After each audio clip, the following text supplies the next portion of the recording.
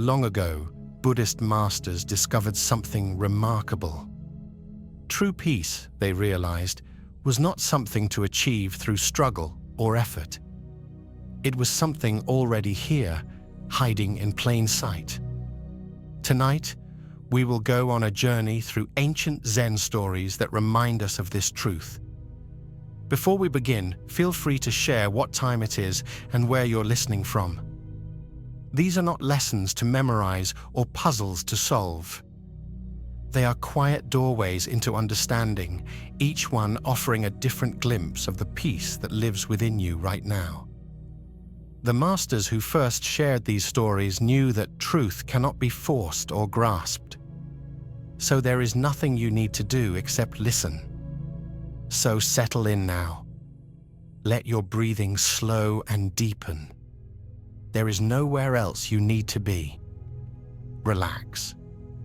Take a slow, deep breath. And let's begin our journey together. In a distant kingdom where ancient wisdom was treasured, there lived a scholar named Deva who had spent 30 years studying every spiritual text he could find. His small room overflowed with old scrolls and books, each one carefully copied by hand, and studied until the edges grew soft from handling. He could recite the Buddha's main teachings by heart, explain the most complex ideas about suffering and happiness, and debate meditation with anyone who would listen. Yet, despite all his knowledge, Deva found himself increasingly restless and unhappy. Sleep came fitfully, his mind churning through questions late into the night. During the day, he would sit quietly as the books instructed, but his thoughts raced like wild horses, jumping from one idea to another without ever finding peace. One morning, frustrated beyond measure, Deva decided to visit a famous monastery in the next valley, hoping that meeting with the wise monks there might finally unlock the understanding that seemed always to slip through his fingers. He packed his most treasured books into a leather bag and set out on the dusty road that wound through rice fields and small villages. The journey required crossing the wide river, where a simple ferryman named Kesh operated a small wooden boat. Kesh was weathered by decades of sun and wind, his hands rough from handling ropes and oars. He wore only a simple cloth wrapped around his waist, and his dark skin bore the deep tan of someone who had spent his entire life outdoors. As they pushed off from the muddy bank, Deva could not contain his excitement about his scholarly mission. He began telling the ferryman about his years of study, his vast collection of books, his ability to explain the most complex points of spiritual teaching. The words poured from him like water from a broken jar, each sentence revealing his pride in his learning. Kesh listened politely, his steady hands guiding the boat across the slow current. The morning air was thick with mist rising from the water, and occasional birds called from the reeds along the banks. When Deva finally paused for breath, the ferryman spoke quietly. "Master Scholar, you speak of many deep teachings. Tell me, what is the heart of all this wisdom you have gathered?" Deva straightened, pleased to have found someone interested in hearing his insights. "The Buddha taught that all suffering comes from not understanding," he began, his voice taking on the practiced tone of a teacher. "When we truly understand how life really works, when we see through our wrong ideas about ourselves and recognize that nothing lasts forever, then we can be free from endless worry and fear." He continued for several minutes, weaving together quotes from various teachings, explaining difficult terms, building a complex framework of ideas and concepts. The ferryman nodded respectfully throughout this talk, occasionally making soft sounds of understanding. When Deva finished, Kesh was quiet for a long moment. The boat drifted gently with the current as he seemed to consider the scholar's words carefully. Then, with the same calm tone he had used before, he asked a simple question. "And where is your suffering now?" The question hung in the air between them like morning mist. Deva opened his mouth to provide another learned response, then stopped. Something in the ferryman's simple words had created a strange stillness in his mind. For the first time in years, his thoughts were not racing ahead to the next idea, the next explanation, the next problem to solve. He looked around him as if seeing clearly for the first time. The gentle lapping of water against the boat's sides. The soft morning light filtering through the mist. The rhythm of his own breathing. The present moment, complete and whole, requiring no analysis or understanding. Deva began, then fell silent. There was no suffering in this moment. There was only awareness, simple and direct, like the surface of the river reflecting the sky above without effort or intention. Kesh smiled gently and returned his attention to guiding the boat. Sometimes, honored scholar, the mind that knows about the river and the mind that simply flows with the river are different streams altogether. They completed the crossing in peaceful silence. When they reached the far shore, Deva stepped onto the muddy bank and turned to pay the ferryman. But Kesh waved away his coins. "Your true payment," the ferryman said, "is already in your hands. You have been carrying it across every river you have ever crossed." As Deva walked away from the riverbank, his bag of books felt strangely light on his shoulder. The knowledge was still there, but it no longer seemed like a burden he carried or a treasure he possessed. It was simply part of the flowing stream of his experience, no more important than the feeling of dust beneath his feet or the warmth of sun on his face. That afternoon, instead of continuing to the monastery, he found himself sitting quietly under a great tree beside the road. His quiet time was different now.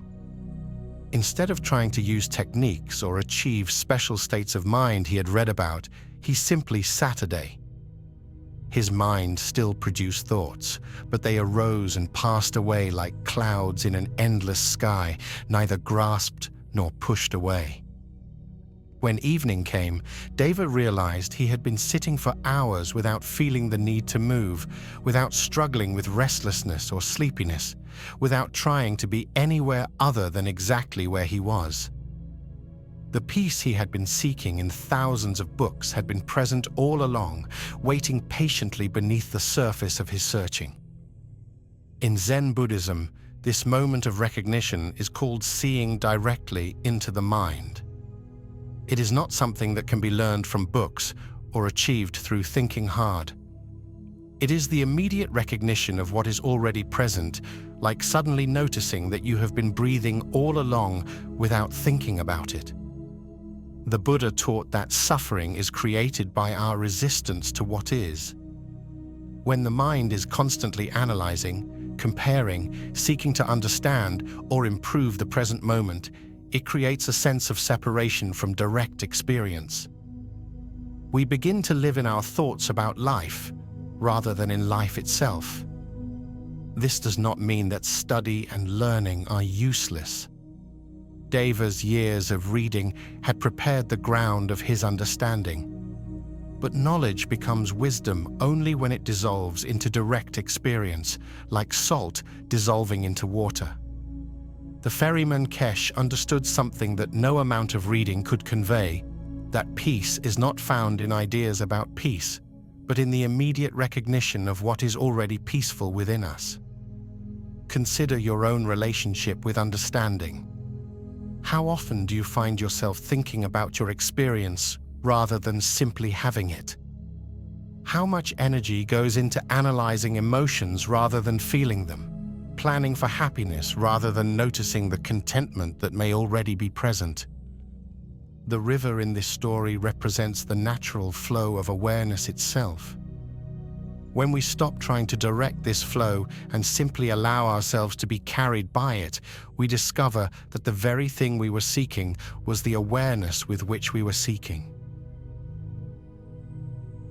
In the remote hills where prayer flags flutter in thin air and eagles soar between snow-capped peaks, there lived a weaver named Pema, whose skill with wool and silk was known throughout the region. Her fingers could coax the finest threads into patterns of such beauty that traveling merchants would journey for weeks just to see her work. Pema took great pride in her abilities. She would rise before dawn to begin her work, and often continue weaving by oil lamp until late into the night. Her small stone house was filled with examples of her artistry: wall hangings showing mountain landscapes, ceremonial robes for the local wise men, and carpets that seemed to glow with inner light. But as the years passed, Pema found herself growing increasingly worried about her reputation. When visitors came to see her work, she would watch their faces carefully, looking for any sign of disappointment or criticism. If someone praised another weaver in the valley, she would lie awake at night wondering if her own skills were getting worse. When young women came to learn from her, she found herself reluctant to share her best techniques, fearing they might one day surpass her abilities. This worry began to affect her work. Her hands would tremble slightly as she wove, knowing that each piece would be judged and compared to her previous efforts. The joy she had once found in the simple act of creating beautiful things was slowly being consumed by worry about how others would receive her creations.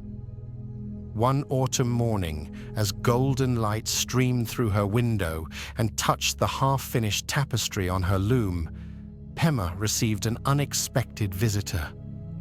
An old woman appeared at her door, bent with age and carrying a walking stick worn smooth by countless miles of travel. Her clothes were simple and travel-stained, and she carried only a small bundle wrapped in faded cloth. "I am Maya," the old woman said, her voice soft but clear.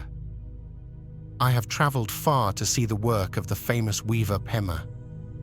Would you honor me by showing me what you have created?" Pema felt the familiar flutter of nervousness in her chest, but she welcomed the visitor and began displaying her finest pieces. The old woman examined each one carefully, running her weathered fingers along the threads, holding the fabrics up to catch the light. She said very little, only nodding occasionally or making small sounds of interest. As the morning progressed, Pema found herself growing increasingly agitated by the woman's silence. Usually, visitors would exclaim over the beauty of her work, praising her skill and asking detailed questions about her techniques. This old woman seemed almost indifferent, as if she were looking at something else entirely. Finally, unable to contain her frustration, Pema asked directly, "Honored grandmother, what do you think of my work? Do you find it skillful? Does it please you?"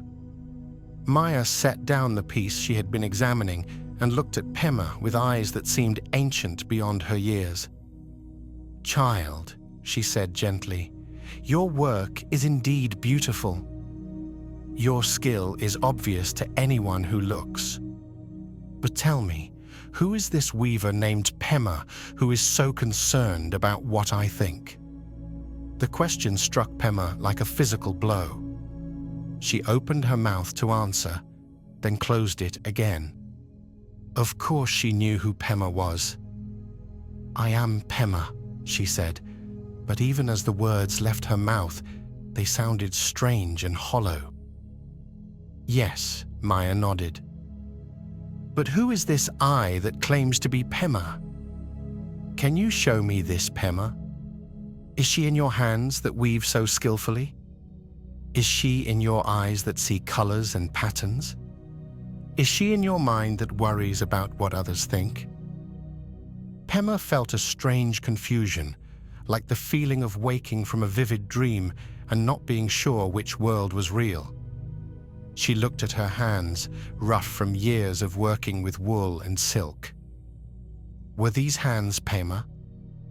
She noticed the thoughts arising in her mind, concerns about this conversation, memories of past praise and criticism.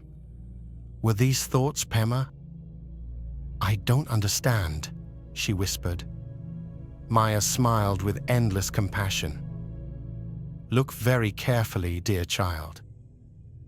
When you sit at your loom and become completely absorbed in your weaving, when your hands know exactly what to do without conscious direction, when the pattern emerges as if by itself, where is this Pema who worries about her reputation then?" As the old woman spoke, Pema remembered those precious moments when time seemed to disappear, when she and her work became one flowing process, when there was no sense of someone doing the weaving, only weaving happening. In those moments, there had been no worry, no self-consciousness, no fear of judgment. There had been only pure creative expression, like water flowing downhill or flowers opening to sunlight. In those moments, Maya continued, the most beautiful work emerges. Not because someone named Pema is trying to create beauty, but because beauty creates itself when the feeling of separation dissolves. The thread, the loom, the hands, the awareness that guides them all arise together as one flowing process. Pema sat in stunned silence as something fundamental shifted in her understanding. She began to see that her worry had been like a person afraid of their own shadow, running faster and faster to escape something that had no real existence. The old woman reached into her bundle and withdrew a small piece of fabric, woven with threads so fine they seemed to be made of light itself. The pattern was simple, just geometric shapes in natural colors, but there was something about it that took Pema's breath away. It seemed to embody perfect peace, as if the very process of its creation had been a deep meditation. "I wove this many years ago," Maya said, "when I finally understood that there was no weaver, only weaving. No artist, only art. No self to protect or promote, only the endless creativity of existence expressing itself through temporary forms." She placed the fabric in Pema's hands. The moment it touched her fingers, Pema felt a deep recognition, as if she were looking at something she had always known but forgotten. The worry that had plagued her for so long simply evaporated, like mist touched by morning Sunday. "But grandmother," Pema said, "if there is no self, no Pema who weaves, then what am I?" Maya's eyes twinkled with gentle humor. "You are the same thing you have always been, child. You are the awareness in which all experience arises.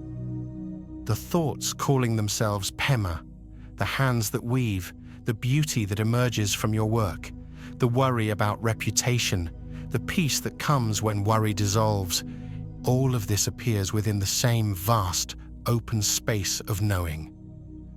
This awareness is not yours," she continued. "It is what you are. Like the sky that remains unchanged whether it contains storms or sunshine, this awareness is unaffected by whatever thoughts or feelings pass through it.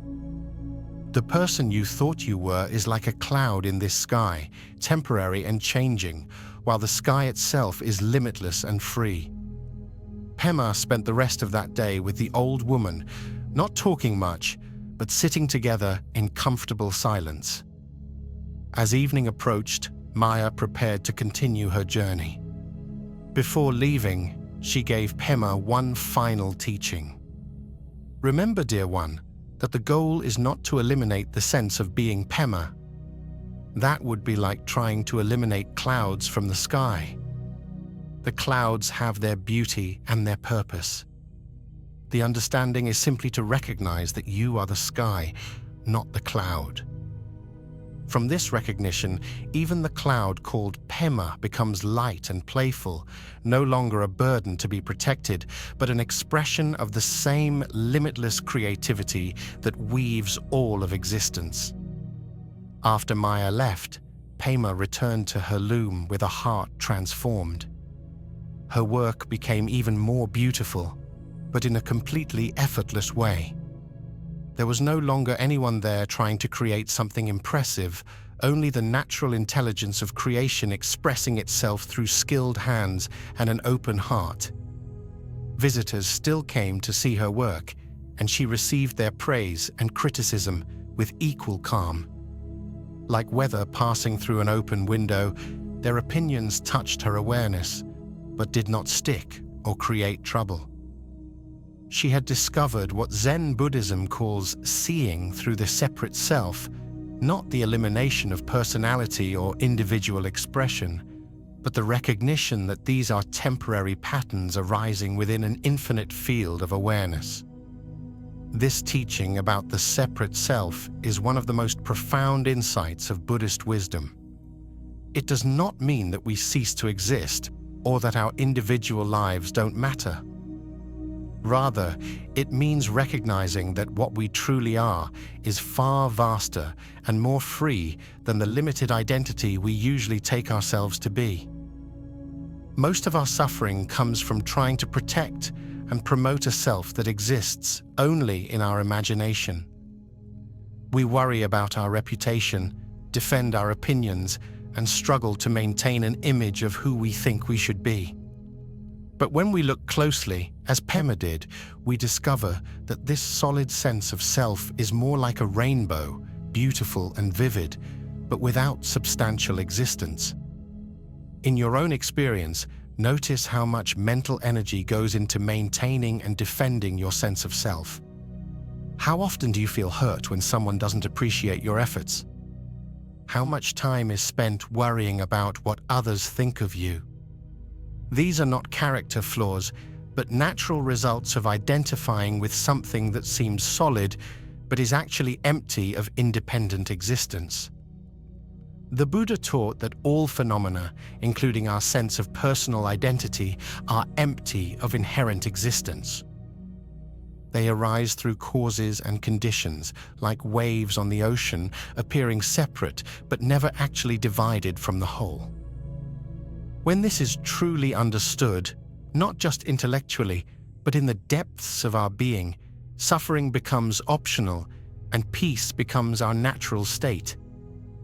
As we settle deeper into tonight's journey through these ancient teachings, remember that you are not listening to these words so much as recognizing truth that has always been present within your own awareness. Like Pema discovering that she was the limitless sky rather than a temporary cloud, you may find that what you truly are is far more vast and peaceful than you ever imagined. Let these teachings work on you gently, like water slowly wearing smooth the edges of a stone. There is no need to grasp or struggle with understanding. Truth reveals itself naturally when we stop trying so hard to capture it, when we allow ourselves to rest in the simple awareness that is reading these words right now. In a valley nestled between two mountain ranges where terraced fields climbed the hillsides like green steps toward the sky, there lived a village elder named Chen, who was known throughout the region for his wisdom and kindness. For 40 years, he had guided his community through good harvests and lean times, settled disputes with fairness, and helped families through their joys and sorrows. Chen took his responsibilities seriously, perhaps too seriously. He would rise each morning before the sun and walk through the village, checking on the elderly, observing the condition of the irrigation channels, and mentally noting what needed repair or attention. His mind was constantly occupied with plans for improving life in the village, ways to increase the harvest, and concerns about potential problems that might arise. The villagers loved and respected Chen, but they had begun to notice that their elder seemed to carry the weight of the entire world on his shoulders. His brow was often furrowed with worry, and he frequently spoke of the many things that could go wrong if people were not careful and prepared. One late summer afternoon, as Chen stood in his favorite spot overlooking the valley, dark clouds began gathering on the western horizon. The air grew still and heavy, and there was an electric feeling that made the hair on his arms stand up. His experienced eyes read the signs immediately. A massive storm was approaching, and it would likely bring hail that could destroy the rice crop just weeks before harvest. Chen's heart began to race. This was exactly the kind of disaster he had always feared. Months of careful planning, the village's entire food supply for the winter, the livelihood of dozens of families, all of it could be destroyed in a single afternoon. He ran through the village, shouting warnings and organizing people to cover what crops they could with whatever materials were available. But as the storm clouds grew darker and more ominous, Chen realized with growing despair that their efforts would not be enough. The storm was simply too large, too powerful. No amount of preparation or quick action could protect the vast fields of rice that stretched across the valley floor. As the first fat raindrops began to fall, Chen found himself standing alone in the middle of the village square, his fists clenched and raised toward the sky. This is not fair. He shouted at the approaching storm. These people have worked so hard. They deserve better than this. Thunder rumbled overhead as if in response to his challenge, and the rain began falling harder. Chen continued his futile argument with the storm, as if his decades of leadership had somehow given him the authority to negotiate with the weather itself. It was then that he noticed an old woman sitting peacefully on her porch nearby, calmly watching the storm approach. Her name was Li, and she was the oldest person in the village, well into her 80s. She had lived through more storms, droughts, floods, and disasters than anyone else, yet her weathered face showed no signs of distress or panic. "How can you just sit there?" Chen called to her, his voice barely audible over the increasing wind. "Don't you understand what this means? The crops will be destroyed." Old Li smiled gently and gestured for Chen to join her under the covered porch. Reluctantly, he ran over and sat beside her on a wooden bench worn smooth by decades of use. The rain was now falling in sheets, and hail had begun to pelt the ground with sharp, icy stones. "You are trying to hold back the ocean with your bare hands," Li said softly, her voice somehow carrying clearly despite the noise of the storm. "Tell me, honored elder, in all your years of worrying about disasters that might come, how many of them have you actually prevented?" Chen opened his mouth to respond, then closed it again. He thought back through decades of sleepless nights, spent worrying about drought, disease, accidents, conflicts with neighboring villages. How many of these feared disasters had actually occurred? Some, certainly. But how many had his worry prevented? If he was honest with himself, the answer was none. "The storm will do what storms do," Li continued, her voice carrying a strange peace that seemed to calm something deep in Chen's chest. "The crops will survive, or they will not. The village will adapt, as villages always have. Your worry adds nothing to our preparation and subtracts much from your peace." As if to emphasize her point, a particularly loud crash of thunder shook the ground beneath them. Chen instinctively tensed, then noticed that Li remained completely relaxed, as if she were listening to gentle music rather than the fury of nature.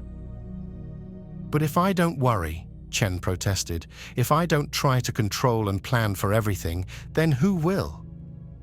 What will happen to the village?"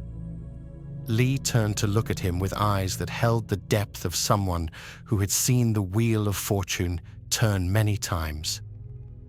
"What happened to this village for the 500 years before you were born? What will happen to it for the 500 years after you are gone?"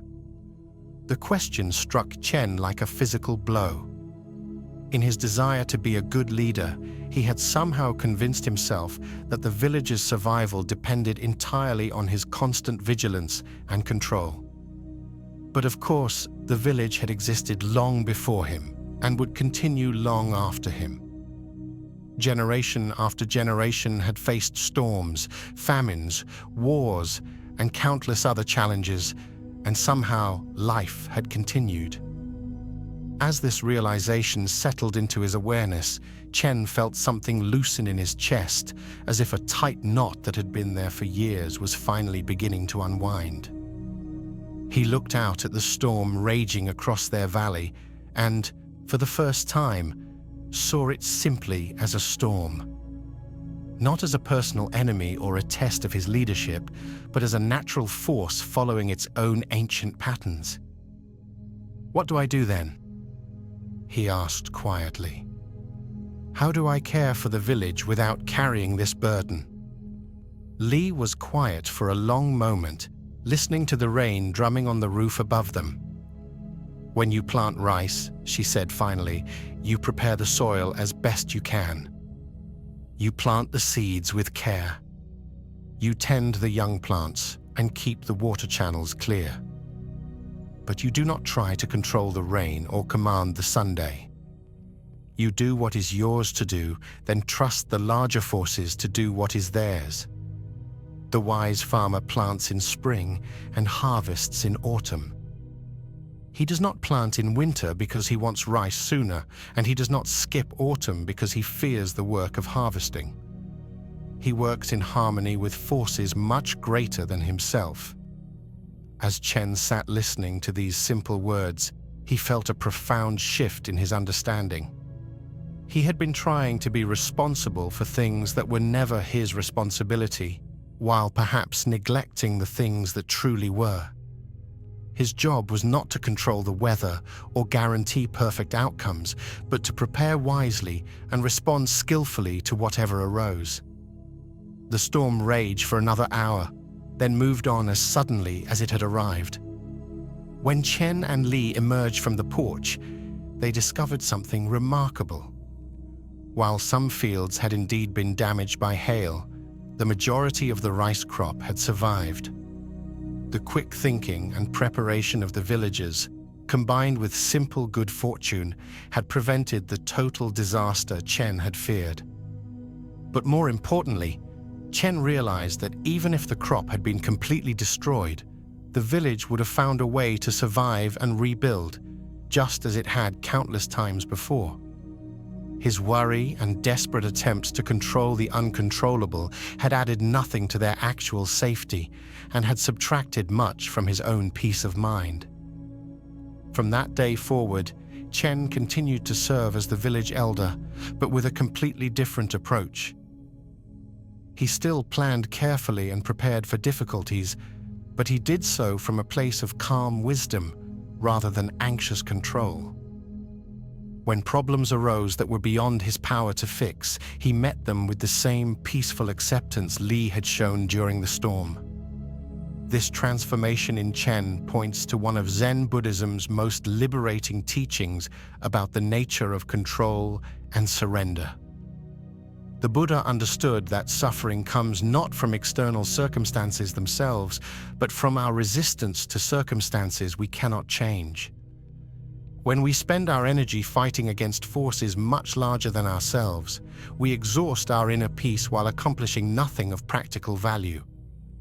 In Zen practice, we learn to distinguish clearly between what is ours to influence and what belongs to the larger flow of life. This is not about becoming passive or giving up all responsibility. Chen continued to fulfill his duties as village elder, but without the crushing weight of believing that every outcome depended on his perfect control. The Buddha taught that this kind of mental struggle is like a man shot by an arrow who refuses to have it removed until he knows who shot it, what kind of wood the arrow is made from, and why the archer chose to shoot him. While he demands answers to these questions, he continues to suffer from the wound that could be healed immediately. Similarly, while we demand that life conform to our preferences before we can be at peace, we continue to suffer unnecessarily from our resistance to what is already happening. This is one of the paradoxes that Zen Buddhism reveals. Surrender leads to greater power, not less.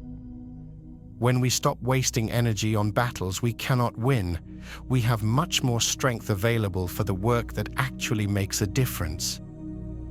When we stop demanding that reality be different before we can be peaceful, we discover reserves of calm wisdom that were always present but hidden beneath layers of struggle. The peace that Chen found during the storm is available to each of us in the midst of our own storms. It comes not from eliminating challenges from our lives, which is impossible, but from learning to meet challenges without the additional burden of resistance and complaint. This is the deep peace that Zen Buddhism offers, not the absence of difficulty, but the presence of acceptance that allows us to respond to any difficulty with grace. In another village, many miles away where merchant caravans stopped to rest and trade, there lived a man named Rashid who had built a successful trading business through years of careful planning and hard work. His shop was filled with beautiful silks, precious spices, and crafted goods from distant lands. He owned several houses in the village and employed many people. But Rashid's success had come with an unexpected price. His mind had become like a merchant's ledger, constantly calculating, comparing, and keeping track of every small gain or loss. He would lie awake at night, thinking about business deals, worrying about competitors, and planning strategies to increase his wealth. Even during times of prosperity, he could not shake the feeling that he needed to work harder, acquire more, and prepare for potential disasters that might destroy everything he had built. Over the years, this constant mental activity had begun to feel like a great weight pressing down on his shoulders. His wife noticed that he smiled less frequently and seemed always distracted by some internal worry. His children had learned not to interrupt him when he was thinking about business, which was nearly all the time.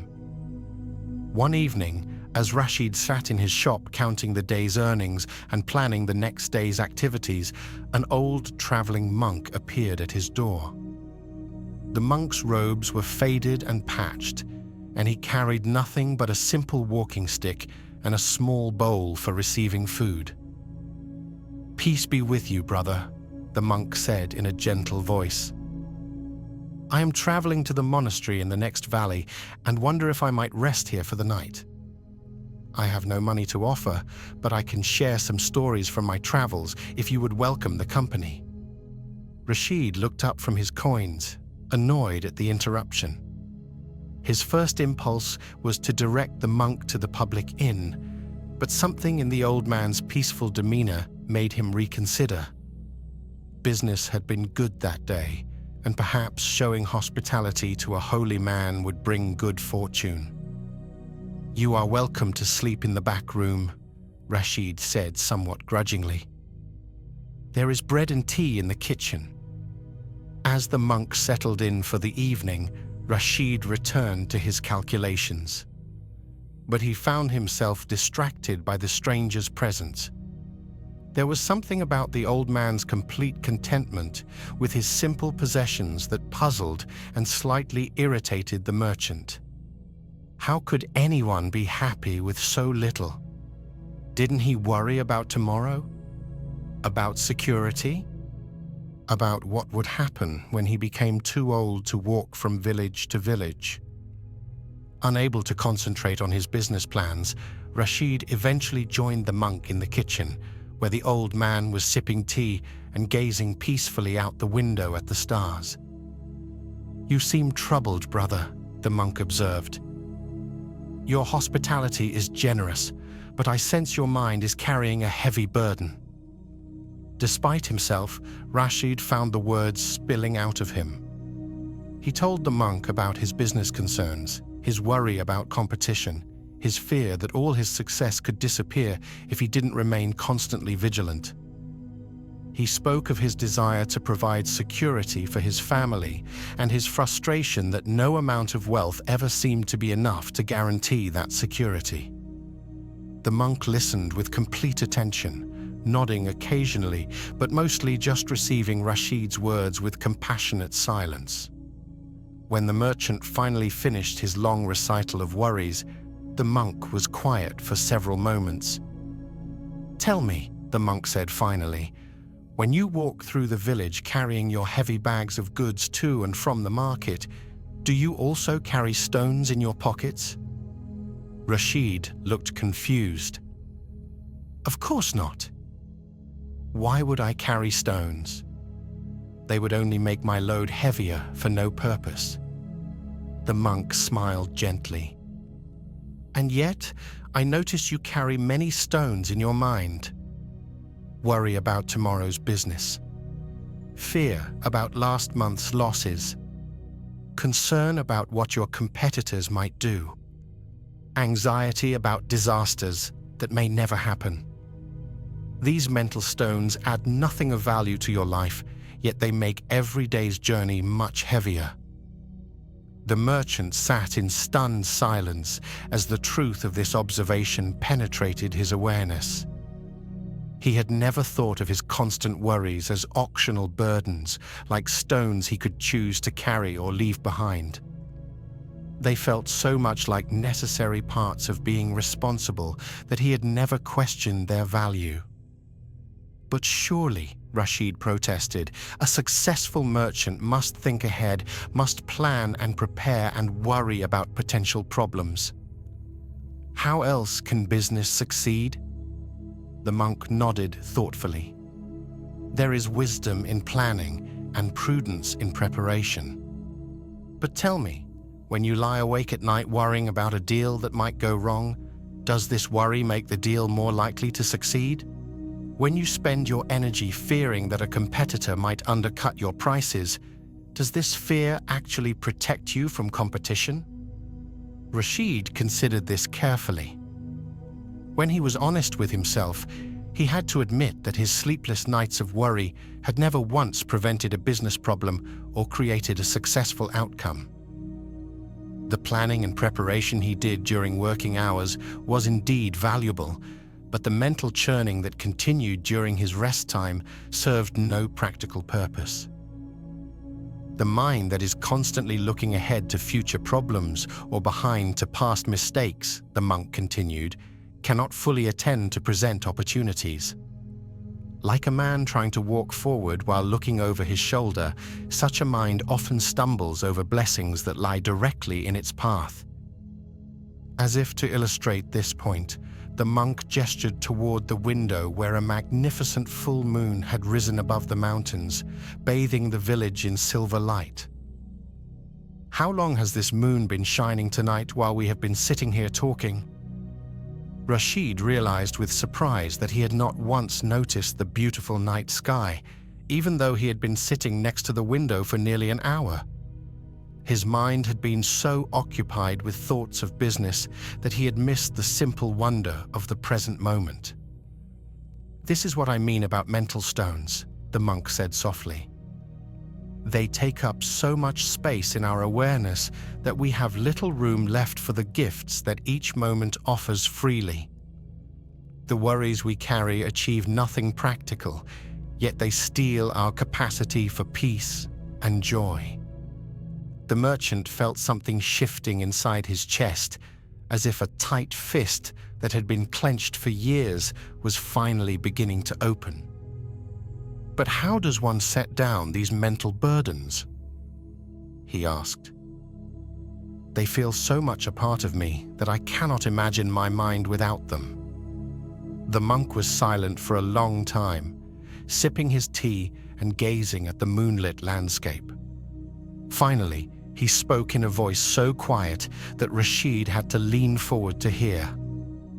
When a merchant travels a mountain path carrying a heavy load, he does not try to throw away all his goods at once. He might die of cold without his blanket or starve without his food. Instead, he examines each item carefully. This tool is essential for his trade. This blanket provides necessary warmth. This decorative object is beautiful, but adds only weight to his journey. In the same way, we can examine each thought and worry that fills our mind. This planning session helps me prepare for tomorrow's work. This concern helps me care for my family's needs. But this endless mental rehearsal of disasters that may never happen, this constant comparison with other merchants' success, these add only weight to the journey without providing any benefit. Rashid spent the rest of that evening in deep conversation with the monk, learning to distinguish between useful planning and useless worry, between appropriate concern and mental stones that served no purpose. As the night progressed, he began to feel lighter, as if he were indeed setting down a heavy pack after a long day's journey. The next morning, the monk continued his travels toward the distant monastery. But his brief visit had planted seeds of understanding that would transform Rashid's entire approach to life and business. The merchant continued to plan carefully and work diligently, but he learned to do so without carrying the constant mental burden of worry and fear. His business actually became more successful, not less, because his mind was clearer and more present. He noticed opportunities that his previous anxious state had caused him to overlook. His relationships with family and customers improved because he was more attentive and less distracted by internal mental chatter. Most importantly, Rashid discovered that the security he had been seeking through endless accumulation and worry was actually found in learning to travel lightly through life, carrying only what was truly necessary and leaving behind the mental stones that had burdened his journey for so many years. The transformation in Rashid's life illustrates a fundamental insight of Zen Buddhism, that our thoughts about our problems often cause more suffering than the problems themselves. The Buddha taught extensively about this phenomenon, recognizing that the human mind has a tendency to take simple challenges and transform them into complex sources of ongoing distress through endless mental elaboration. In Zen practice, we learn to recognize this pattern and develop the skill of mental discernment. Not all thoughts that arise in the mind deserve our attention and energy. Some thoughts are like useful tools that help us navigate practical situations. Others are like the stones the monk described, adding weight without providing any benefit. The key is learning to observe our thoughts with gentle awareness rather than automatically believing and following every mental suggestion that arises. When you notice your mind beginning to spin stories about future disasters or past mistakes, you can ask yourself, is this thought helping me respond skillfully to a present situation, or is it just adding unnecessary weight to my mental load? This insight is central to Buddhist psychology and the path to deep peace that these teachings offer. The Buddha observed that human beings create most of their own suffering through mental habits that seem protective but actually increase distress.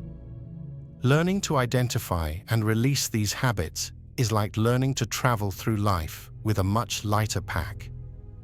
The freedom that comes from this kind of mental housekeeping is one of the great gifts of Zen Buddhism. It offers practical wisdom for reducing unnecessary suffering while maintaining appropriate engagement with life's genuine challenges.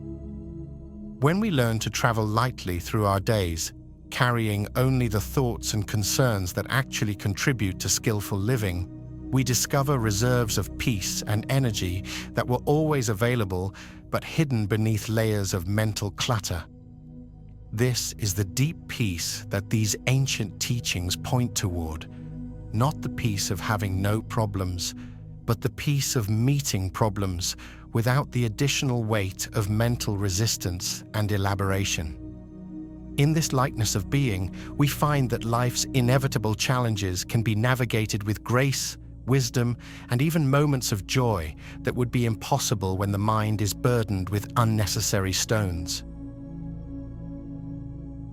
High in the mountains, where ancient temples clung to misty peaks like birds' nests on cliffsides, there lived a young monk named Jiro who had been given the sacred duty of ringing the temple bells.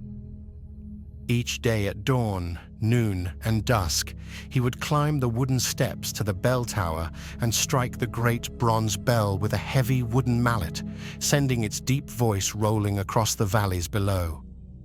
For the first few months of his appointment, Jiro took great pride in his responsibility. The bell was magnificent, cast centuries ago by master craftsmen and decorated with intricate designs of dragons and lotus flowers. Its sound was so pure and resonant that people in villages miles away would pause in their work when they heard it, using its call to mark the rhythm of their days. But as weeks turned to months, the daily routine began to feel monotonous to Jiro. Ring the bell at dawn, ring it at noon, ring it at dusk. The same wooden steps, the same bronze surface, the same deep tone echoing across the same valleys. His mind started to wander during the bell-ringing ceremony, thinking about his studies, his family back home, or his hopes of one day becoming a respected teacher. Sometimes he would realize he had finished ringing the bell without even noticing he had begun. His body had performed the familiar motions while his mind was completely elsewhere, lost in memories of the past or dreams about the future. The bell still sounded at the proper times, but Jiro felt increasingly disconnected from the sacred act he was performing. This absent-minded approach began to show in his work. Occasionally, he would arrive at the bell tower a few minutes late because he had been distracted by other thoughts. Sometimes he would strike the bell with less care, producing a sound that was technically adequate but lacked the clear, penetrating quality that the bell was capable of producing. One evening, as autumn light faded behind the mountain peaks and Jiro prepared for the sunset bell ringing, he discovered that the head monk, Master Kenji, was waiting for him in the bell tower. The old teacher sat quietly on a wooden bench, his weathered hands folded in his lap, his eyes closed in peaceful meditation. "Master," Jiro said, bowing respectfully, "I did not expect to find you here." Master Kenji opened his eyes slowly and smiled with gentle warmth. "I have come to listen to the evening bell. It has been many months since I truly heard it." Jiro felt a flush of embarrassment, wondering if the master had noticed his recent carelessness. He picked up the wooden mallet with extra attention, determined to ring the bell perfectly in the presence of his teacher. As he raised the mallet to strike the bronze surface, Master Kenji spoke quietly. "Before you ring the bell, tell me what you are thinking about." The question caught Jiro off guard. His mind had been occupied with worry about impressing the master, mixed with thoughts about his evening meal and some books he wanted to read later. "I am thinking about ringing the bell properly, master." "And what else?" Kenji asked gently. Jiro hesitated, then decided to be honest. "I am thinking about whether you are judging my performance. I am wondering what we will have for dinner.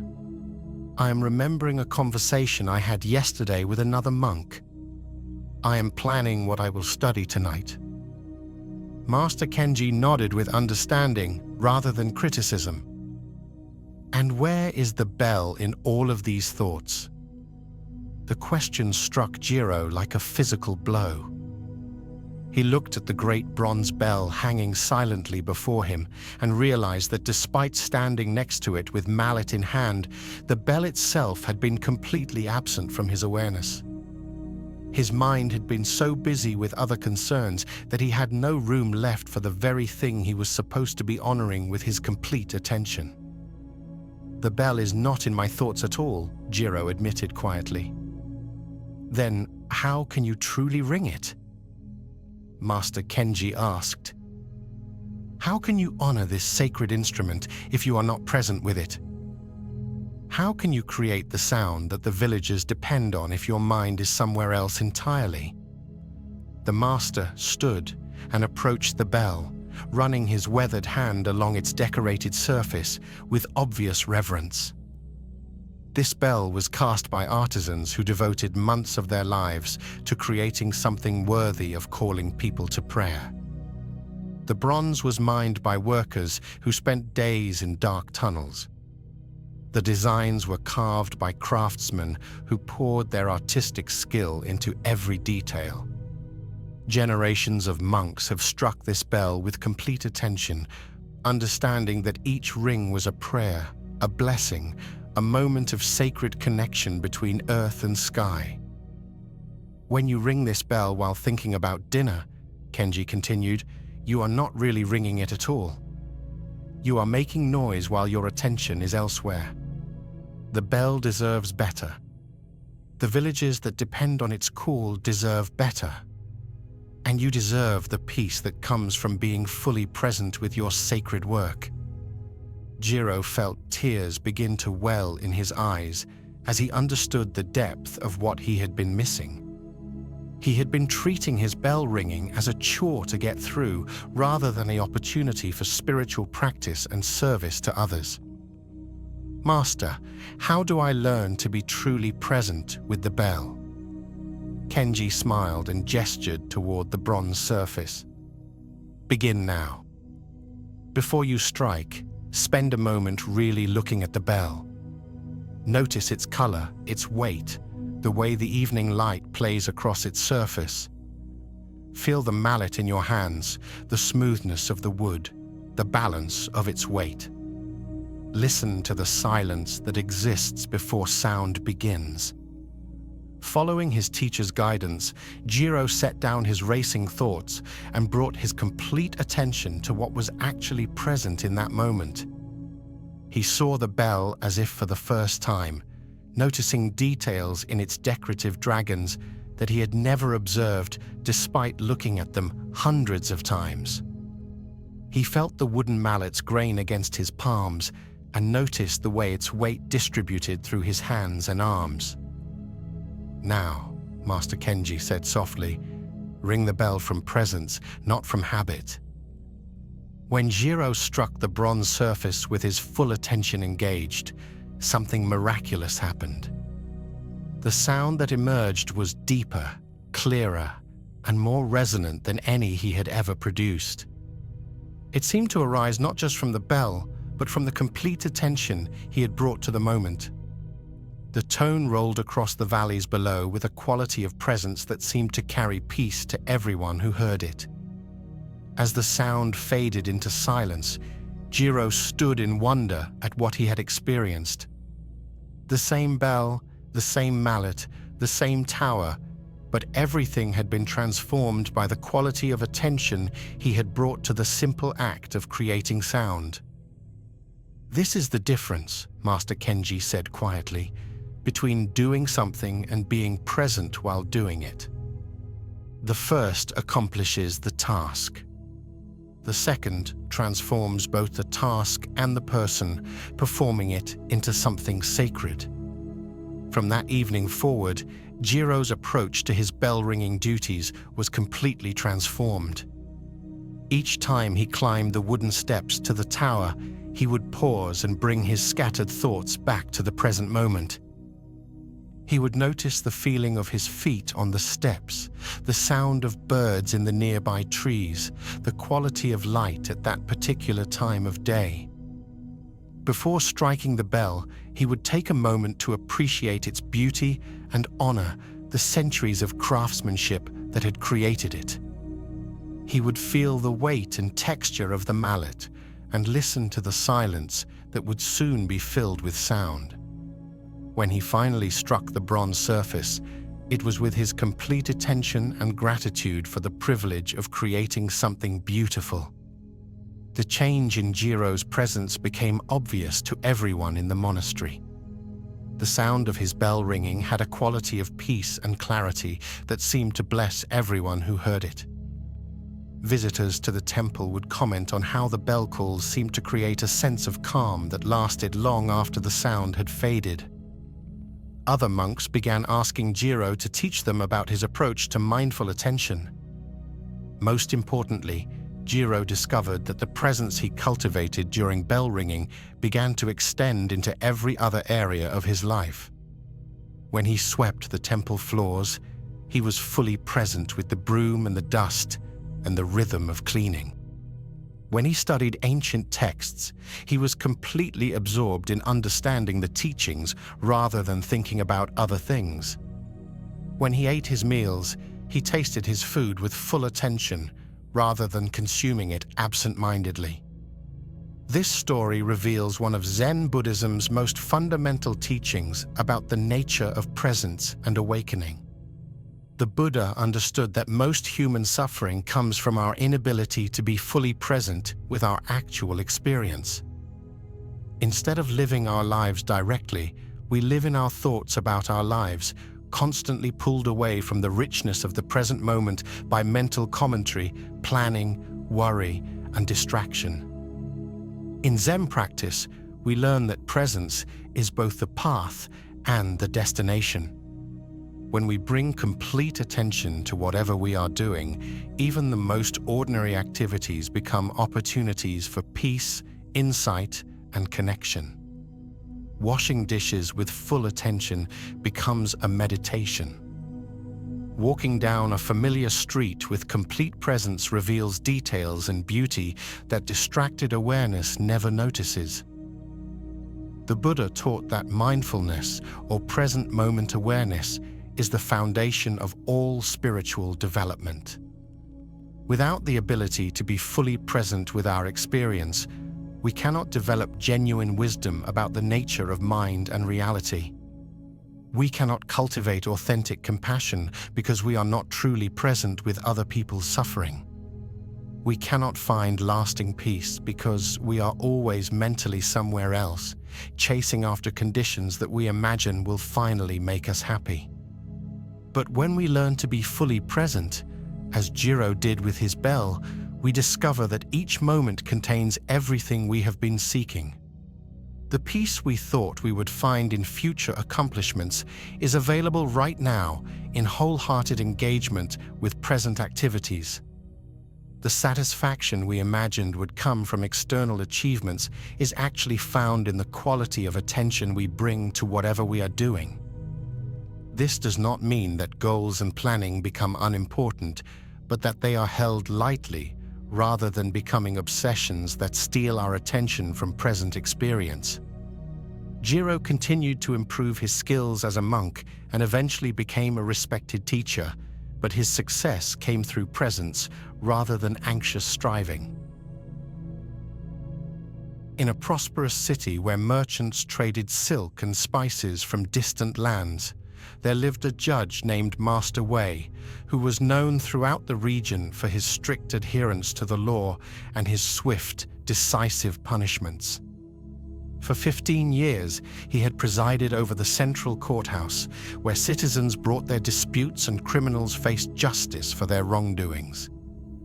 Wei took great pride in his reputation for fairness and consistency. He studied the legal codes carefully, weighed evidence thoroughly, and delivered judgments without favoritism or emotion. Rich and poor received equal treatment under his careful application of the law. Merchants respected his decisions in business disputes, and families trusted him to settle inheritance matters fairly. Yet, for all his dedication to justice, Wei found himself growing increasingly bitter and weary as the years passed. Each day brought a parade of human weakness and wrongdoing through his courthouse. thieves who stole from honest workers, merchants who cheated their customers, family members who fought over money, neighbors who couldn't resolve simple disagreements without involving the courts. The steady stream of human failings had gradually hardened Wei's heart. He began to see people primarily as collections of their worst actions rather than as complex beings with their own struggles and circumstances. A man who stole bread became simply a thief. A woman who lied to protect her family became a liar. A young person who fought in anger became a troublemaker. This hardened perspective extended beyond the courthouse into Wei's personal life. He found himself judging everyone he encountered, from servants in his household to fellow officials in the government. His conversations became filled with criticism and complaints about the moral failings he observed in others. Friends began to avoid him, finding his constant negativity exhausting and depressing. One autumn morning, as Wei walked to the courthouse through the busy market streets, he witnessed a scene that filled him with familiar irritation.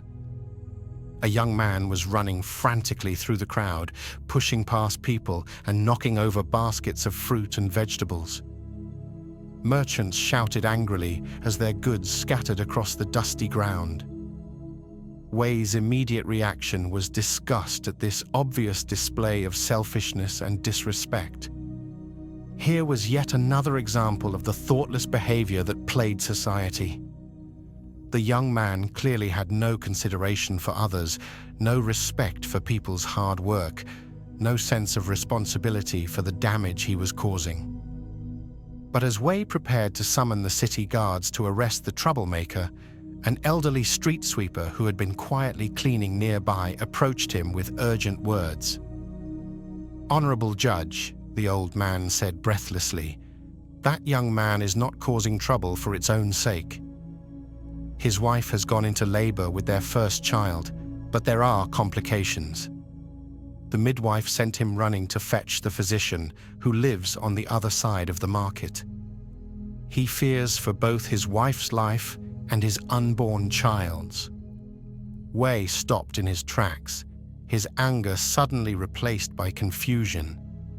The same actions he had interpreted as selfish rudeness were actually desperate attempts to save lives. The young man wasn't thoughtlessly destroying property. He was racing through an obstacle course of market stalls to reach help for his family. "How do you know this?" Wei asked the street sweeper. The old man smiled gently.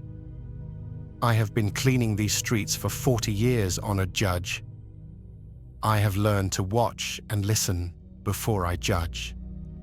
This young man ran past me earlier, calling out his wife's name and praying to the Buddha for help. His face shows love and terror, not anger or selfishness." As Wei watched the young man disappear around a corner, still running desperately toward the physician's house, he felt something crack open in his chest. For years, he had been observing human behavior from the elevated position of his judge's seat, seeing only the surface actions without understanding the stories beneath them. "Old father," Wei said quietly, "you see more clearly from street level than I do from my high bench." The street sweeper leaned on his broom and looked at Wei with eyes that held decades of patient observation. "Perhaps, honored judge, but you have a more difficult task than I do. I only need to understand what I see. You must decide what to do about it." That simple statement haunted Wei for the rest of the day. As he sat in his courthouse hearing various cases, he found himself wondering about the stories behind each person's actions. What circumstances had led the accused thief to take food?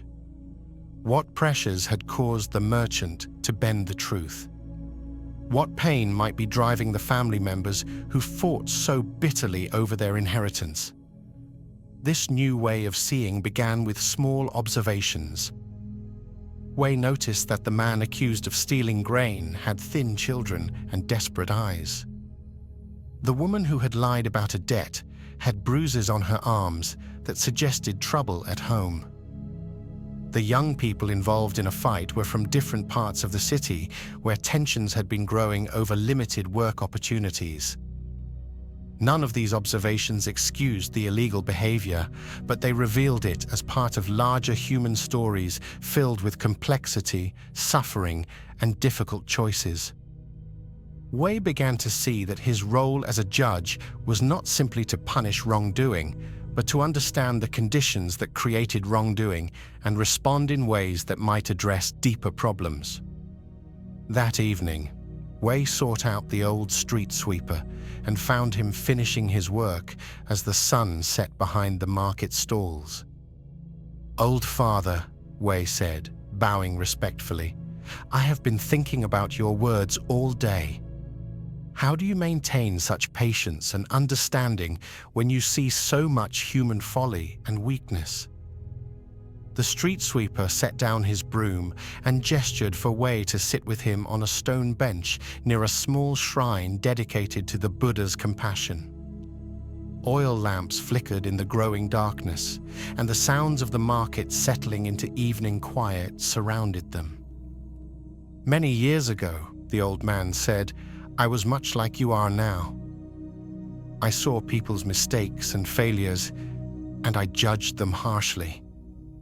I believed that my ability to see their faults made me superior to them. What changed?" Wei asked. The street sweeper was quiet for a long moment, watching the lamp flames dance in the gentle breeze. "One winter night, I saw a woman stealing bread from a baker's stall.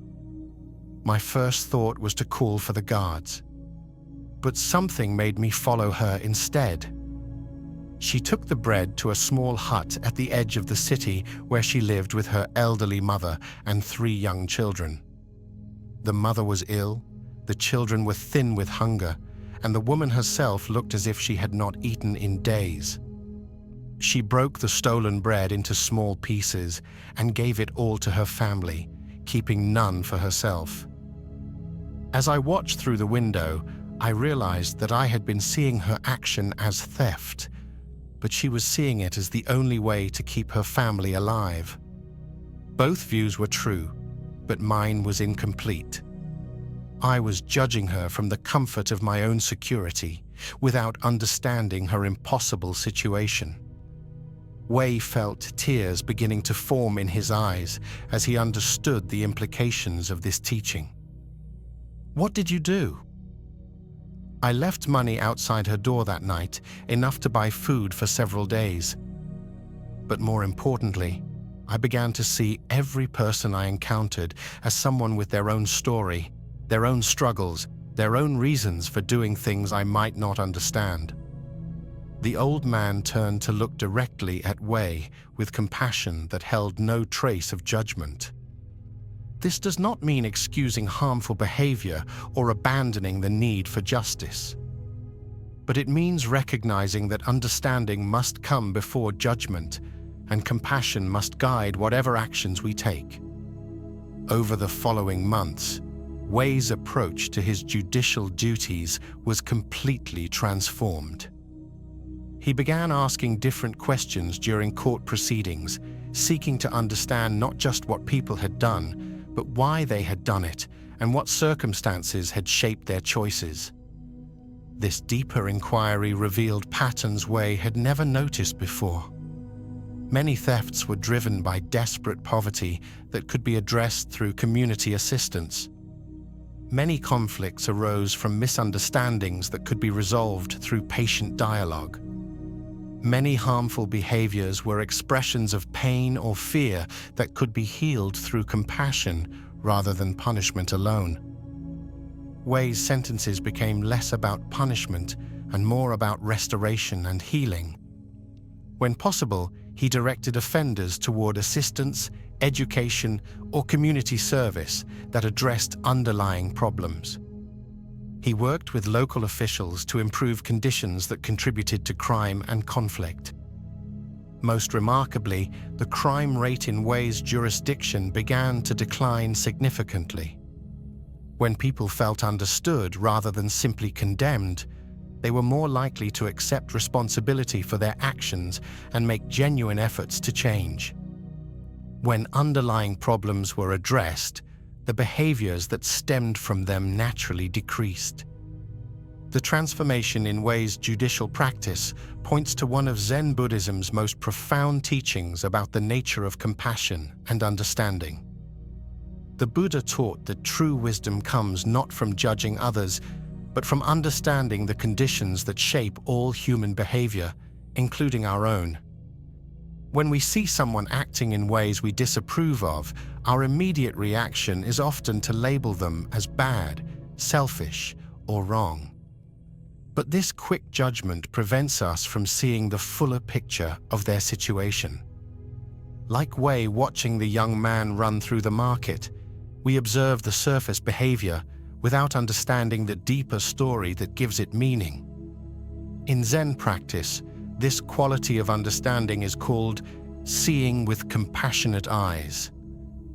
It means looking at others the way we would want to be looked at when we are at our worst, with awareness of the full complexity of human experience rather than quick judgments based on limited information. Think about times when you have been misunderstood by others who judged your actions without knowing your circumstances. Perhaps you were short-tempered with someone because you were dealing with stress they knew nothing about. Maybe you made a mistake at work because you were distracted by personal problems.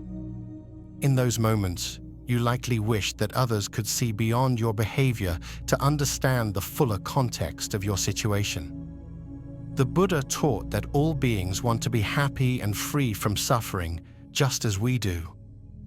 When people act in harmful ways, they are usually trying to meet legitimate needs or escape genuine pain, but doing so through methods that don't work or that create additional problems. Understanding this doesn't excuse their behavior, but it opens possibilities for responses that address underlying needs rather than simply opposing surface actions. In the mountain village, where mist clung to terraced fields like silk scarves hung out to dry, there lived a woman named Li Mei, who was known throughout the region for her remarkable capacity to forgive.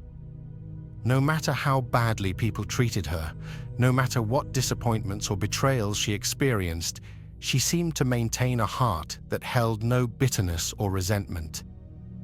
This unusual quality had been tested many times throughout Li Mei's life. Her first husband had left her and their young son to pursue a merchant's life in the city, never returning and leaving her to raise their child alone. Her brother had borrowed most of her savings to start a business, then lost the money through poor decisions and never repaid her. Several people she had helped generously during difficult times had turned against her when village politics became complicated. Yet through all these disappointments, Li Mei continued to treat everyone with kindness and respect. She spoke well of people who had hurt her, helped those who had been ungrateful for her previous assistance, and maintained friendships with those who had gossiped about her behind her back. This behavior puzzled many people in the village. Some admired her for what they saw as remarkable strength of character. Others wondered if she was simply weak or foolish, allowing people to take advantage of her generosity without consequences. A few even suspected that her forgiveness was insincere, a way of maintaining a good reputation while secretly holding grudges. The mystery of Li Mei's unusual capacity for forgiveness deepened when her grown son, Chen, made a decision that shocked everyone who knew the family. After years of Li Mei's patient support through his education and early career, Chen announced that he was moving to the distant capital city to pursue opportunities that would likely mean he would rarely return home. What made this decision particularly painful was that Li Mei had recently been diagnosed with a serious illness that would require ongoing care and support. Chen knew about his mother's condition, but he chose to pursue his own ambitions rather than stay to help her through her illness. The village expected Li Mei to be devastated, angry, or at least deeply disappointed in her son's apparent selfishness. Instead, Li Mei helped Chen pack his belongings, gave him what money she could spare for his journey, and sent him off with her blessing. When concerned neighbors asked how she could support his decision to abandon her in her time of need, she simply said, "A parent's love does not depend on a child's choices. My happiness for his success is not diminished by my sadness at his absence." This response finally prompted one of the village elders, an old teacher named Master Huang, who had observed Li Mei's unusual behavior for many years, to approach her directly with his curiosity. "Sister Li Mei," he said one afternoon as she tended her small garden despite her increasing weakness from illness, "I have watched you for decades, and I confess I do not understand the source of your remarkable forgiveness. Others in your situation would be bitter, angry, or at least deeply hurt. Yet you seem to maintain genuine peace and kindness toward everyone, including those who have caused you pain. What is the secret of this capacity?" Li Mei set down her gardening tools and invited Master Huang to sit with her on a wooden bench in the shade of an old plum tree. For a long moment, she was quiet, as if considering how to explain something that had become as natural to her as breathing. "Honored teacher," she said finally, "may I tell you about something that happened to me many years ago when my son was still small?" Master Huang nodded, settling in to listen carefully. "I was walking to the market one morning, carrying Chen on my back because he was too young to walk the full distance. The path was muddy from recent rains, and I was being very careful with each step to avoid slipping. As I rounded a corner, a man coming from the opposite direction bumped into me hard, nearly knocking both Chen and me into the mud. My first reaction was anger," Li Mei continued. "I thought, how rude and careless. Can't he see I'm carrying a child?" I was about to speak sharply to him when I noticed something that changed everything. "What did you notice?" Master Huang asked. The man was blind.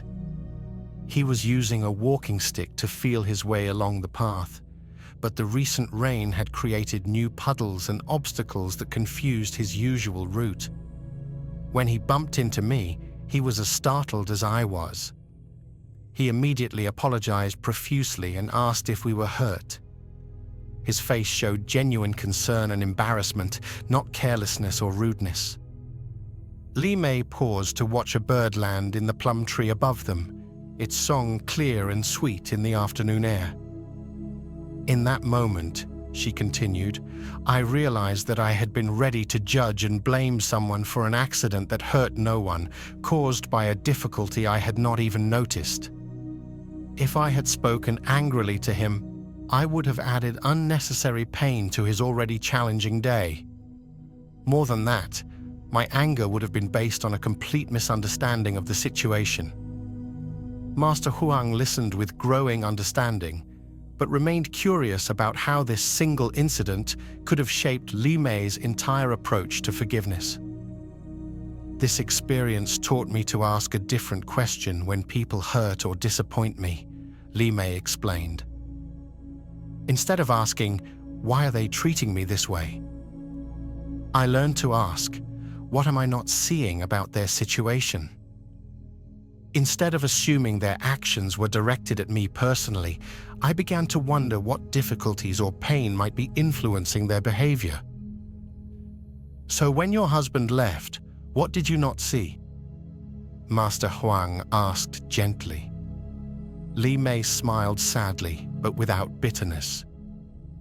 "I realized that his decision to leave was not really about me, or even about our son. It was about his own fear of responsibility, his panic about being trapped in a life that felt too small for his dreams, his inability to communicate his feelings directly. He was running from his own limitations, not rejecting us personally. And your brother who lost your money? His poor business decisions came from desperation to prove himself successful, combined with inexperience and perhaps some bad advice. He was trying to solve his own feelings of inadequacy, not trying to hurt me. The loss of the money was a consequence of his poor judgment, but it was not an intentional betrayal. And now your son's decision to move away when you need care? Li Mei was quiet for a long moment, her eyes reflecting deep sadness mixed with understanding. Chen is young and afraid. He sees my illness and feels helpless, overwhelmed by the thought of watching me decline. His leaving is not indifference to my suffering, but his own way of trying to escape feelings he doesn't know how to handle. He believes that if he builds a successful career, he can somehow compensate for not being here during my illness. Master Huang sat in amazed silence as he absorbed the depth of Li Mei's insight. But sister, does this understanding not sometimes excuse behavior that causes real harm? Should there be no consequences for choices that hurt others? Li Mei nodded thoughtfully. Understanding does not mean excusing or accepting harmful behavior without question.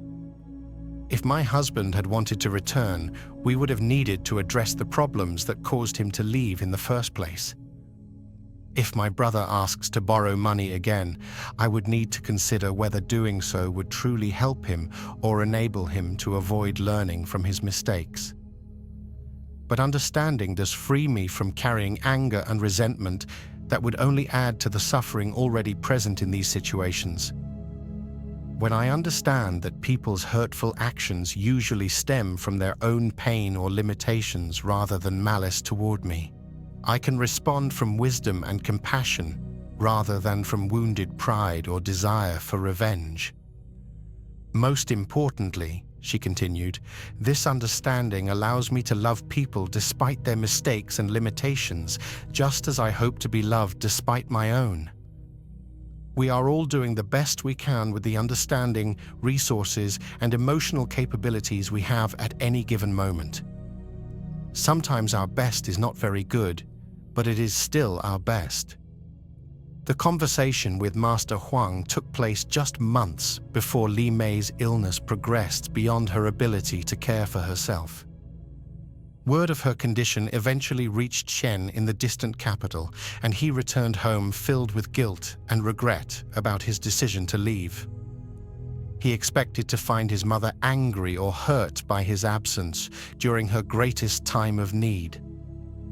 Instead, Li Mei welcomed him with the same unconditional love she had always shown, helping him understand that love does not keep a record of mistakes or require payment for forgiveness.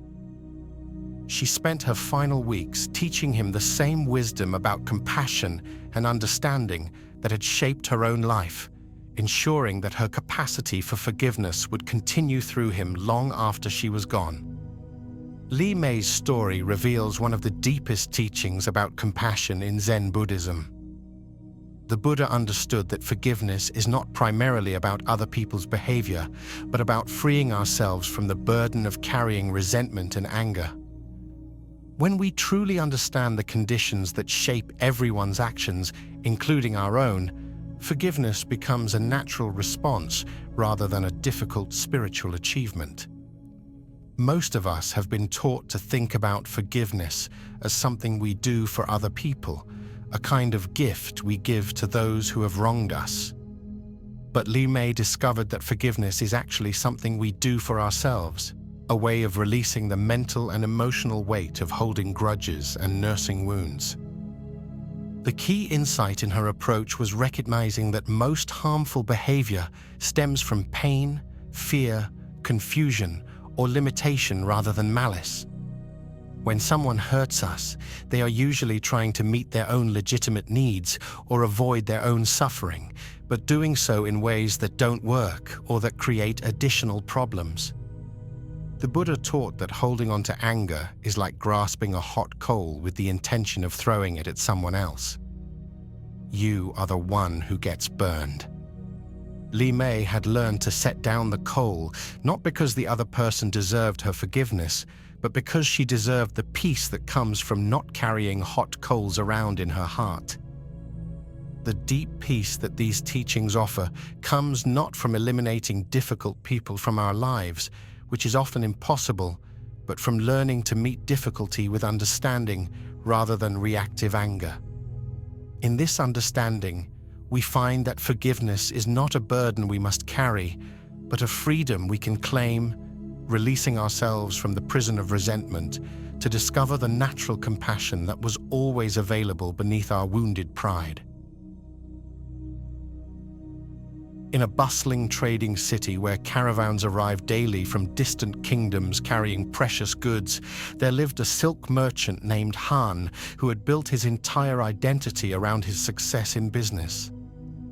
For 20 years, he had carefully cultivated relationships with the finest silk weavers, developed an eye for quality that was respected throughout the region, and accumulated wealth that allowed him to live comfortably and support his extended family.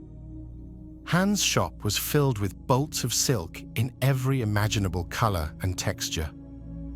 Customers came from neighboring cities specifically to see his collection, knowing that Han's silk was always of the highest quality and his prices were fair. He took deep pride in his reputation and worked tirelessly to maintain the standards that had made his business successful. But Han's prosperity had come with an unexpected burden. Over the years, his sense of worth had become completely tied to his business success. When sales were good, he felt happy and confident. When business was slow, he became anxious and depressed. He would lie awake at night worrying about competition from other merchants, changes in trade routes that might affect his supply, or economic conditions that could reduce demand for luxury goods. His wife noticed that Han could no longer enjoy simple pleasures without connecting them to his business concerns. Even during family celebrations, part of his mind was always calculating profits, planning future purchases, or worrying about potential problems. His happiness had become completely dependent on external circumstances that he could not fully control. One autumn, Han made his largest investment ever, using most of his savings to purchase an enormous shipment of the finest silk from a master weaver known throughout the kingdom for his artistry. The silk was extraordinarily beautiful, woven with threads so fine they seemed to capture light itself. Han was confident that this investment would establish him as the premier silk merchant in the entire region. The shipment was traveling by caravan across the desert, a journey that typically took 3 weeks. Han spent those weeks in a state of excited anticipation, planning how he would display the silk, calculating the profits he would make, and imagining the admiration his customers would express when they saw such magnificent goods. But the caravan never arrived. Word came through desert travelers that the caravan had been caught in an unexpected sandstorm of unusual severity. While the people had survived by taking shelter, all the goods had been destroyed by the driving sand and fierce winds. Han's entire investment was lost completely. When Han received this news, he felt as if the ground beneath his feet had given way. Not only had he lost his life savings, but his reputation as a successful merchant was now in question. His shop looked sparse with so much of his inventory gone. Customers began going to other merchants who still had extensive stock. Suppliers became reluctant to extend credit to someone who had suffered such a massive loss. Within a matter of weeks, Han went from being one of the most successful merchants in the city to struggling to keep his business doors open. The comfortable life he had built over 20 years, seemed to be crumbling around him. He fell into deep despair, unable to sleep or eat properly, consumed by anger at the unfairness of losing everything to a freak weather event completely beyond his control. His wife watched with growing concern as Han withdrew from family and friends, spending his days sitting in his nearly empty shop, staring at the few remaining bolts of silk and rehearsing the story of his loss over and over in his mind. She tried to comfort him by pointing out that they still had their health, their family, and their home, but Han could only see what he had lost. One morning, as Han sat in his shop feeling sorry for himself, an old beggar appeared at his door, asking for water. The man was clearly very poor, wearing patched clothes and carrying only a small bundle of possessions. But his face held a quality of contentment that puzzled Han. Here was someone who had nothing, yet he seemed more at peace than Han had felt even during his most prosperous times. "Uncle," Han said as he gave the man water, "forgive my curiosity, but you seem remarkably cheerful for someone in your circumstances. How do you maintain such contentment when you have so little?" The beggar smiled and settled himself comfortably on the ground outside Han's shop, as if he had all the time in the world for conversation. "Brother merchant, may I ask you something in return? You have a shop, a roof over your head, and enough to eat, yet your face shows more suffering than mine. What is the source of your great unhappiness?" Han found himself pouring out the whole story of his lost shipment, his financial ruin, and his fears about the future. The beggar listened with complete attention, occasionally nodding with understanding. When Han finished his tale of woe, the old man was quiet for several moments, gazing thoughtfully at the few bolts of silk still displayed in the shop. "Tell me, brother," the beggar said finally, "before you made this large investment, were you happy with your life?" Han considered the question. "I was comfortable. My business was steady, my family was well cared for. I suppose I was reasonably content." "And what was different then from now, besides the silk that was lost in the storm?" Han looked around his shop, then at his hands, then back at the beggar with growing confusion. "I'm not sure I understand your question." The old man's eyes held a gentle wisdom that reminded Han of his grandfather, who had died when Han was still a young man. "Before the storm, you had a certain amount of silk, a certain amount of money, a certain reputation. Today, you have less silk, less money, and perhaps a different reputation. But you still have hands that can work, eyes that can judge quality, relationships with suppliers and customers built over 20 years. Do you still have a family who loves you, and a mind capable of building another business? The storm took your silk," the beggar continued, "but did it take your knowledge? Did it take your skills? Did it take your ability to start again?"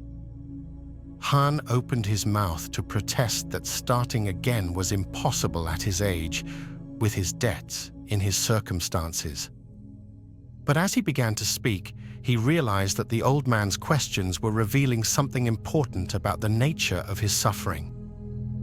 "The silk that was lost," the beggar said gently, "was it ever truly yours to begin with?" The question struck Han like a physical blow. He had never thought about ownership in these terms. "I paid for it. It was legally mine." "Yes, but did you create the silkworms that produced the threads? Did you grow the mulberry trees that fed them? Did you spin the silk or weave the fabric? Did you control the weather that destroyed it?" Han sat in stunned silence as he began to understand what the old man was pointing toward. "We spend our lives," the beggar continued, "claiming ownership of things that flow through our experience temporarily, like water flowing through our cupped hands. When the water flows onward, as water must, we suffer as if something that truly belonged to us has been stolen. But if we never really owned the water in the first place, then what exactly have we lost? Over the following hours, the beggar helped Han examine his assumptions about success, failure, and the source of happiness. Through patient questioning, he guided Han to see that his suffering was not actually caused by losing the silk, but by his attachment to an identity that depended on external circumstances remaining stable. Before this loss, the old man asked, when your business was successful, were you truly happy? Or were you constantly worried about maintaining that success? Han realized with shock that even during his most prosperous times, he had been anxious about losing what he had gained. His success had not brought lasting contentment, but rather a constant fear of failure. The loss of his silk had simply made visible the anxiety that had always been present beneath his apparent prosperity. Then perhaps, the beggar suggested, this storm has given you an unexpected gift. It has shown you that the happiness you were seeking through external success was never actually there. Now you have the opportunity to discover a different kind of contentment, one that doesn't depend on circumstances staying the same. The conversation with the beggar marked the beginning of Han's complete transformation. Instead of clinging to his old identity as a successful silk merchant, he began to see himself simply as someone who understood silk and could help connect beautiful fabrics with people who appreciated them. This shift in perspective changed everything about how he approached rebuilding his business. Instead of desperately trying to recover his former status, he started small and focused on serving his customers well without attachment to specific outcomes. Instead of worrying constantly about competition and market conditions, he did his work wholeheartedly and accepted whatever results arose naturally. Gradually, Han's business did recover, but his relationship to success was completely different. When sales were good, he was grateful but not proud. When business was slow, he was patient but not worried. He had learned to hold his work lightly, engaging fully without being attached to particular results. Most importantly, Han discovered a quality of inner peace that had nothing to do with external circumstances. Whether his shop was full of the finest silks or nearly empty, whether customers praised him or criticized him, whether his profits were high or low, he maintained an underlying contentment that came from understanding the temporary nature of all conditions. This story points to one of Zen Buddhism's most fundamental insights about the nature of suffering and attachment. The Buddha taught that attachment is the root of all suffering, not because caring about things is wrong, but because clinging to outcomes we cannot control creates inevitable disappointment and anxiety. Han's suffering was not actually caused by the sandstorm that destroyed his silk. Natural disasters happen, business investments sometimes fail, and external circumstances change constantly regardless of our preferences. His real suffering came from having tied his sense of identity and worth to conditions that were inherently unstable and beyond his ultimate control. This is the trap of attachment that Buddhist teaching reveals. We invest our sense of security and happiness in things that are temporary by nature, then experience loss and anxiety when they inevitably change. It's like building a house on shifting sand and then being surprised when the foundation becomes unstable.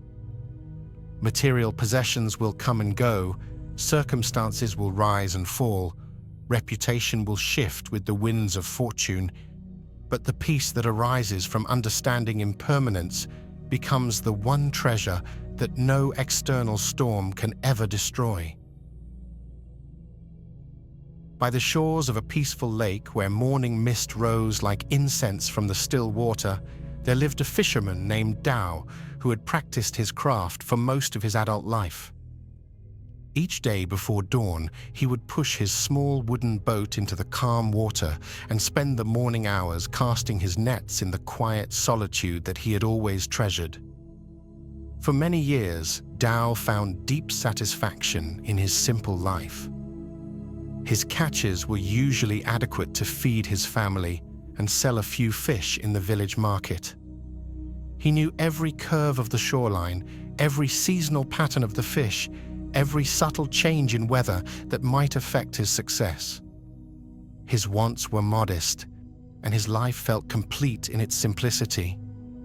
Tao particularly enjoyed the peaceful rhythm of his mornings on the water. The gentle splash of his oars, the soft sound of his nets entering the lake, the sight of birds beginning their day among the reeds. Fishing was not just his livelihood, but his meditation, a time of harmony with the natural world that brought him a deep sense of contentment. This peaceful existence changed dramatically when a new fisherman named Wei moved to the village and began fishing the same lake. Wei was younger than Tao, with innovative techniques and equipment that Tao had never seen before. He used different types of nets, fished in different areas of the lake, and seemed to have an almost magical ability to locate schools of fish. At first, Tao was merely curious about the newcomer's methods. But as weeks passed, it became impossible to ignore that Wei was consistently catching much larger amounts of fish than Tao had ever managed. Other villagers began commenting on Wei's remarkable success, praising his skill and modern approaches to fishing. Slowly, Tao's contentment began to erode. He found himself watching Wei's boat from a distance, trying to figure out his techniques. He started counting Wei's catch and comparing it to his own daily results. For the first time in his life, his own adequate catches began to feel insufficient and disappointing. The peaceful mornings that Tao had always treasured became sources of anxiety and self-doubt. Instead of enjoying the sunrise and the gentle movement of his boat on the water, he spent his fishing time worrying about whether he was using the right techniques, fishing in the right locations, or measuring up to the standards that Wei seemed to set effortlessly. Tao's wife noticed that her husband was becoming increasingly irritable and unhappy. He would return from fishing with a dark mood, even on days when his catch was perfectly adequate by their previous standards. He complained constantly about Wei's unfair advantages and wondered aloud whether his own traditional methods were outdated and inferior. What made Tao's situation even more painful was that his actual circumstances had not changed at all. His catches were still adequate to meet his family's needs. His knowledge of the lake was still valuable and effective. His boats and nets were still functional. The only thing that had changed was his awareness of someone else's greater success, yet this knowledge had transformed his entire experience of his work and his life. The situation reached a crisis point one morning when Tao noticed that Wei was fishing in an area of the lake that Tao had always considered his special spot. This location had been Tao's favorite for years, a quiet cove where he often had his best luck and enjoyed the most beautiful views of the surrounding mountains. Tao felt a surge of anger and resentment that surprised him with its intensity. Not only was Wei catching more fish, but now he was encroaching on Tao's territory. All the peace and joy that Tao had once found in fishing seemed to have been stolen by this younger, more successful competitor. As Tao sat in his boat, seething with frustration and watching Wei cast his nets in the beloved cove, an old hermit who lived in a small hut near the lakeshore called out to him from the bank. "Friend Tao," the hermit said, "you seem troubled this morning. The fish have not changed.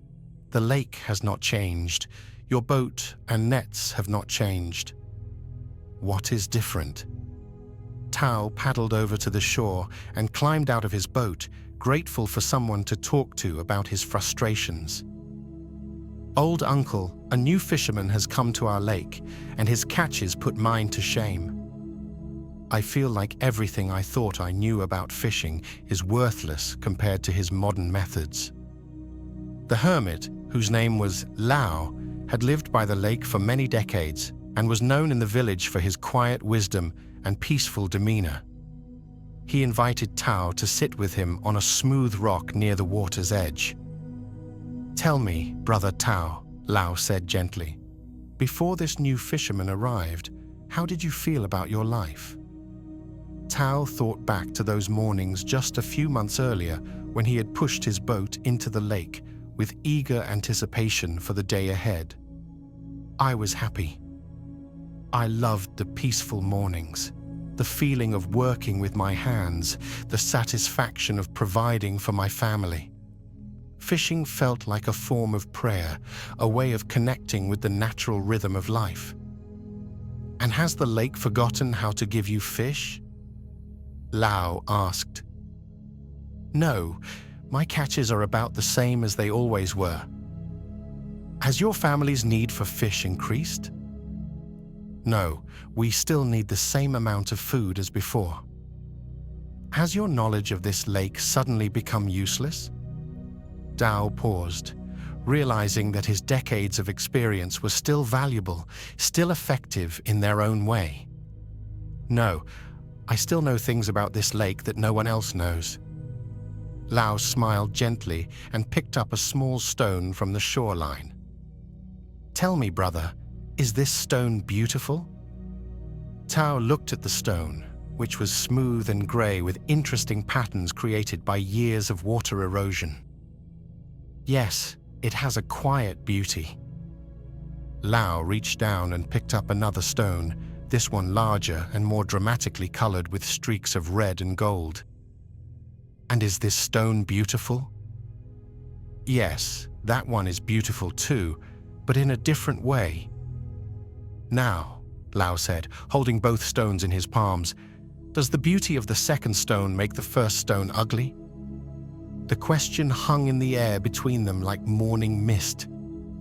Tao stared at the two stones and suddenly understood something profound about the nature of comparison and the source of his suffering.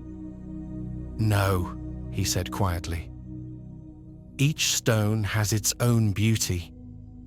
The second stone doesn't take anything away from the first." "And does Wei's success as a fisherman take anything away from your own skills and knowledge?" Lao asked.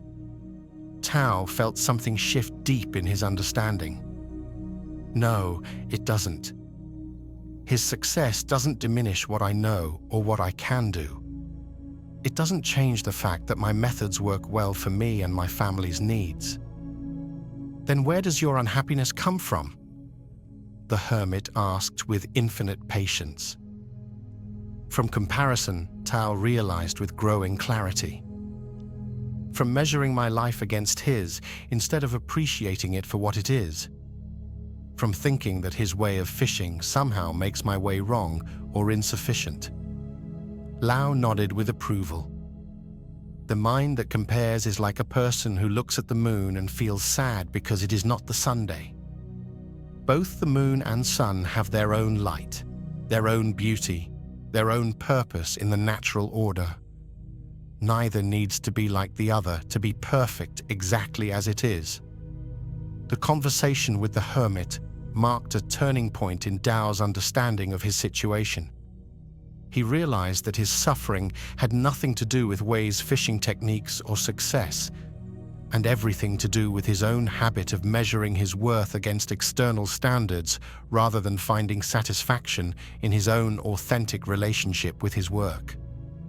Over the following weeks, Tao practiced returning his attention to the aspects of fishing that had always brought him joy.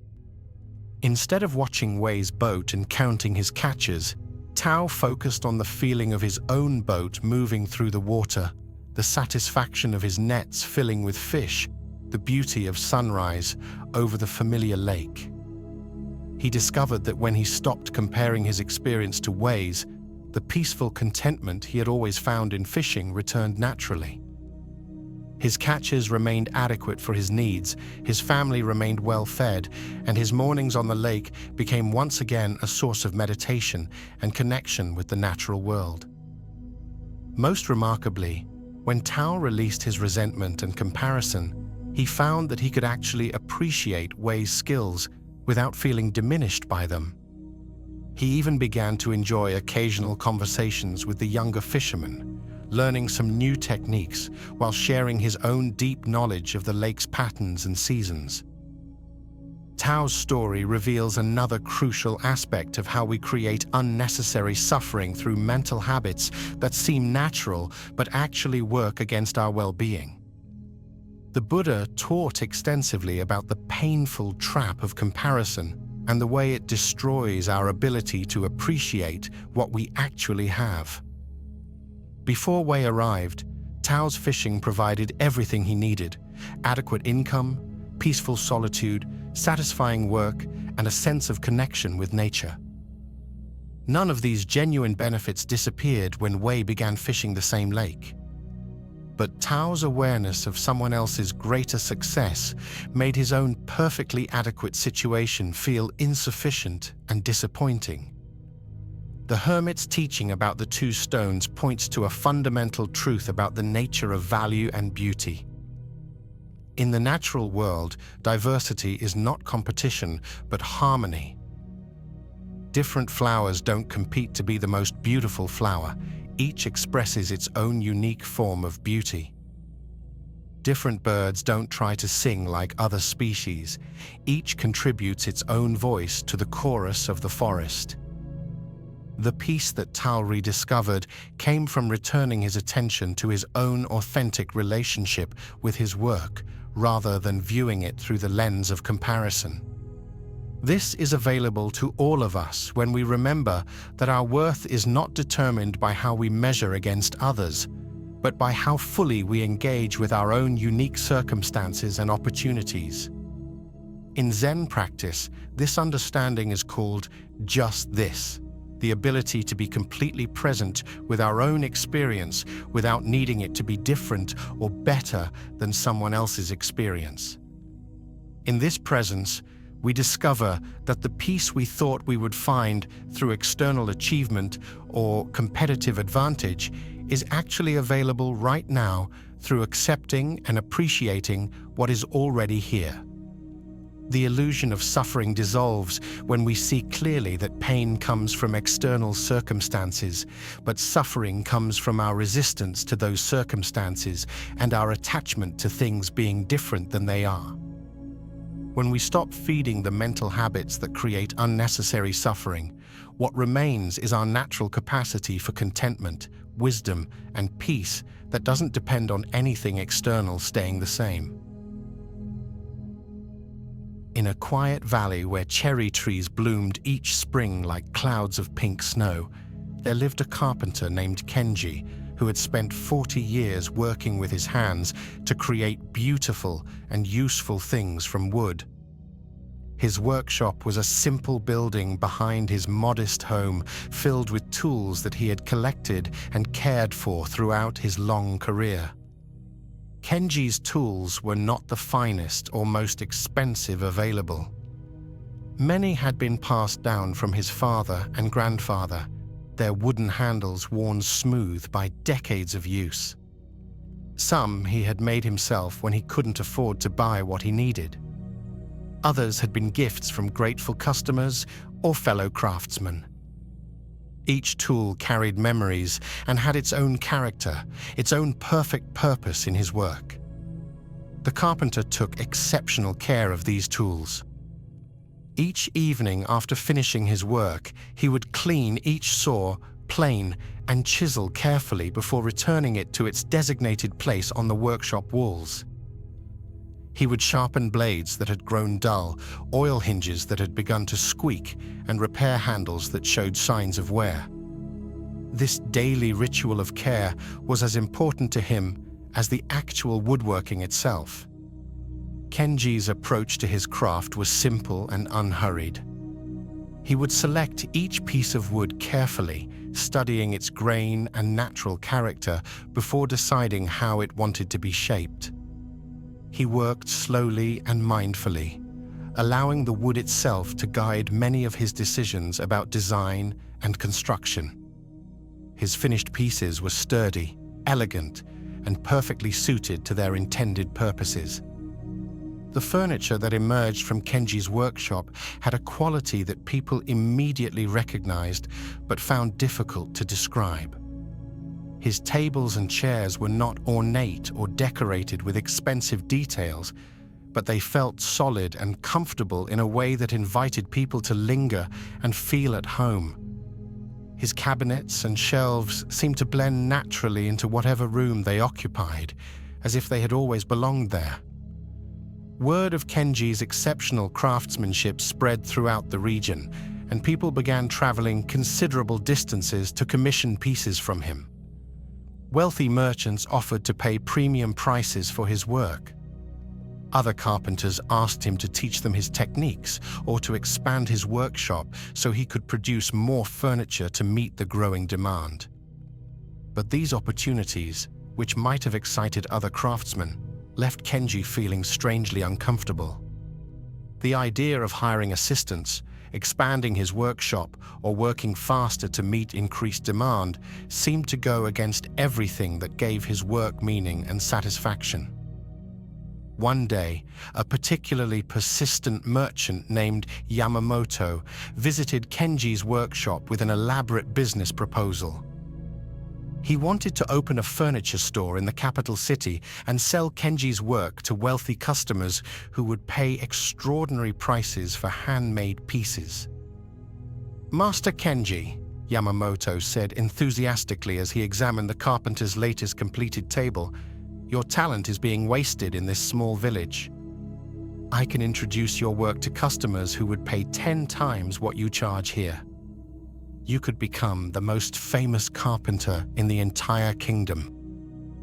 Kenji listened politely while continuing to work on a simple stool he was making for a neighbor. His hands moved steadily with the plane, creating perfect curls of wood that fell to the floor like golden ribbons. "And what would I do with this fame and wealth?" Kenji asked quietly, not looking up from his work. Yamamoto seemed puzzled by the question.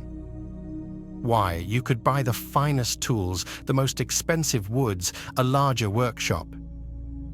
You could hire assistants to help with the simpler work while you focus on the most artistic pieces. You could live like the successful craftsman you deserve to be."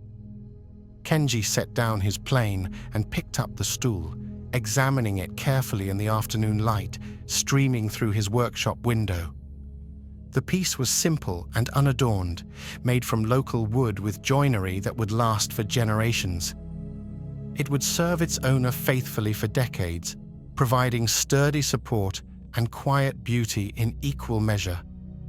"Tell me, friend Yamamoto," Kenji said, "do you see anything lacking in this stool?" The merchant looked at the piece dismissively. "It's well made, I suppose, but it's so plain. With your skills, you could create something much more impressive with elaborate carvings and expensive inlays. Something worthy of a palace." Kenji nodded thoughtfully and walked to a corner of his workshop where his father's old workbench stood. He ran his hand along its surface, worn smooth by decades of use. "My father made this bench with the same tools I use today. It has served me faithfully for 20 years since his death. Do you think it lacks something because it was not made for a palace?" Yamamoto looked uncomfortable, sensing that the conversation was moving in a direction he hadn't expected. "I suppose it serves its purpose, but surely you want more from your life than making simple furniture for village people who can barely afford to pay what your work is worth." Kenji smiled gently and returned to his stool, picking up a piece of fine sandpaper to smooth the wood surface. "Every morning when I wake up, I look forward to coming to this workshop. I enjoy the feeling of my tools in my hands, the smell of the wood, the satisfaction of creating something useful and beautiful. When I finish a piece, I feel the deep contentment that comes from work done with complete attention and care. In the evening, I return to my family with energy left for conversation and play with my children. I have time to tend my small garden, to sit quietly and watch the seasons change, to help neighbors with small repairs when they need assistance. My needs are simple and easily met by the income from my work. Kenji paused in his sanding to look directly at the merchant. If I expanded my workshop and hired assistants, I would spend my days managing other people's work instead of doing my own. If I focused on making elaborate pieces for wealthy customers, I would lose touch with the simple beauty that makes my work satisfying. If I became famous and successful, I would have no time left for the things that make life meaningful. What you call success, Kenji continued, looks to me like a way of trading the contentment I already have for the hope of contentment I might achieve in the future. Why would I make such a trade when I am already happy with my life as it is? Yamamoto left the workshop that day without convincing Kenji to accept his business proposal, but the carpenter's words stayed with him long after he returned to the city. He had never encountered someone who seemed so satisfied with a simple life, so resistant to opportunities for advancement and wealth. Kenji continued working in his small workshop, creating beautiful furniture for his neighbors and finding deep satisfaction in the rhythm of his craft. His tools remained simple but perfectly maintained. His designs stayed elegant in their simplicity. His contentment grew deeper with each passing year as he learned to appreciate more fully the gifts he already possessed. The wisdom Kenji embodied reflects one of Zen Buddhism's core teachings about the relationship between simplicity and happiness.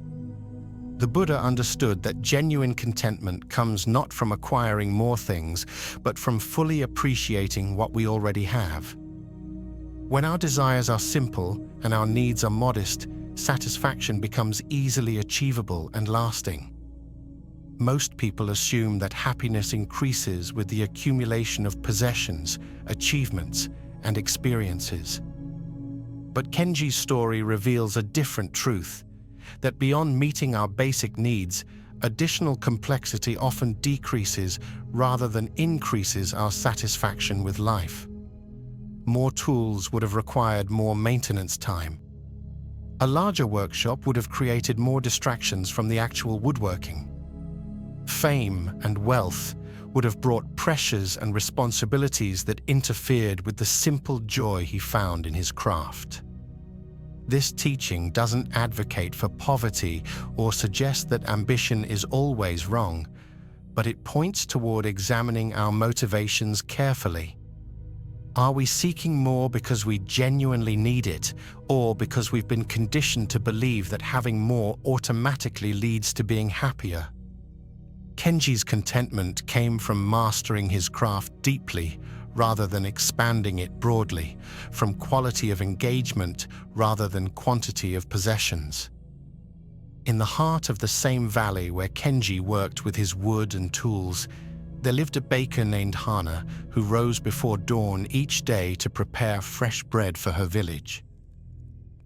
Her bakery was small and simple, with a large stone oven that her grandfather had built and wooden shelves that held the day's offerings of bread, rice cakes, and simple sweets. Hana had learned her craft from her grandmother, who had learned it from her own mother, passing down recipes and techniques that had been refined over generations.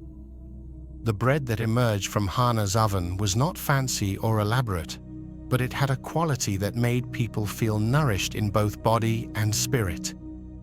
Customers often lingered in her shop, enjoying not just the warmth and aroma of fresh baking, but the sense of peace that seemed to surround Hana as she worked. For many years, Hana found deep satisfaction in her routine.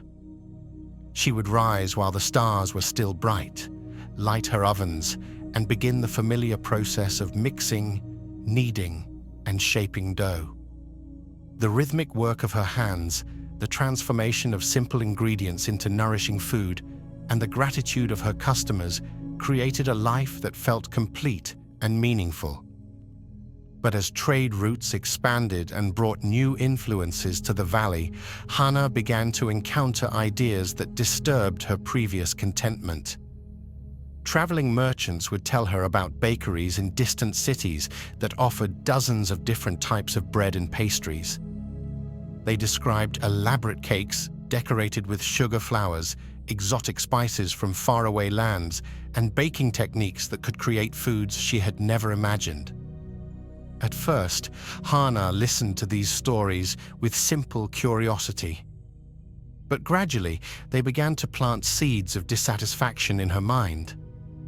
Her small selection of traditional breads started to seem limited and plain compared to the variety she heard about from other places. Her simple recipes felt ordinary next to the exotic creations described by the merchants. Hannah began to wonder if she was missing out on something important by staying with her traditional ways. Perhaps her customers deserved more choices, more sophisticated offerings. Maybe she should be learning new techniques, expanding her repertoire, keeping up with developments in the wider world of baking. These thoughts led Hannah to begin experimenting with new recipes and techniques. She tried to recreate some of the elaborate pastries the merchants had described, using ingredients that had to be ordered from distant suppliers at considerable expense. She stayed up late studying written recipes that were far more complex than the simple methods she had learned from her grandmother. The results of these experiments were mixed. Some new items were successful and popular with customers who appreciated the novelty.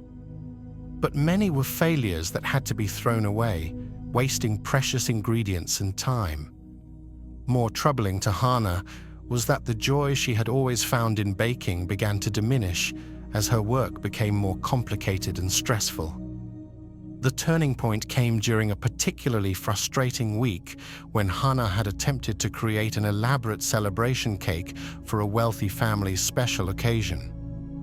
The recipe required techniques she had never mastered, ingredients she had never worked with, and decorative skills that took years to develop properly.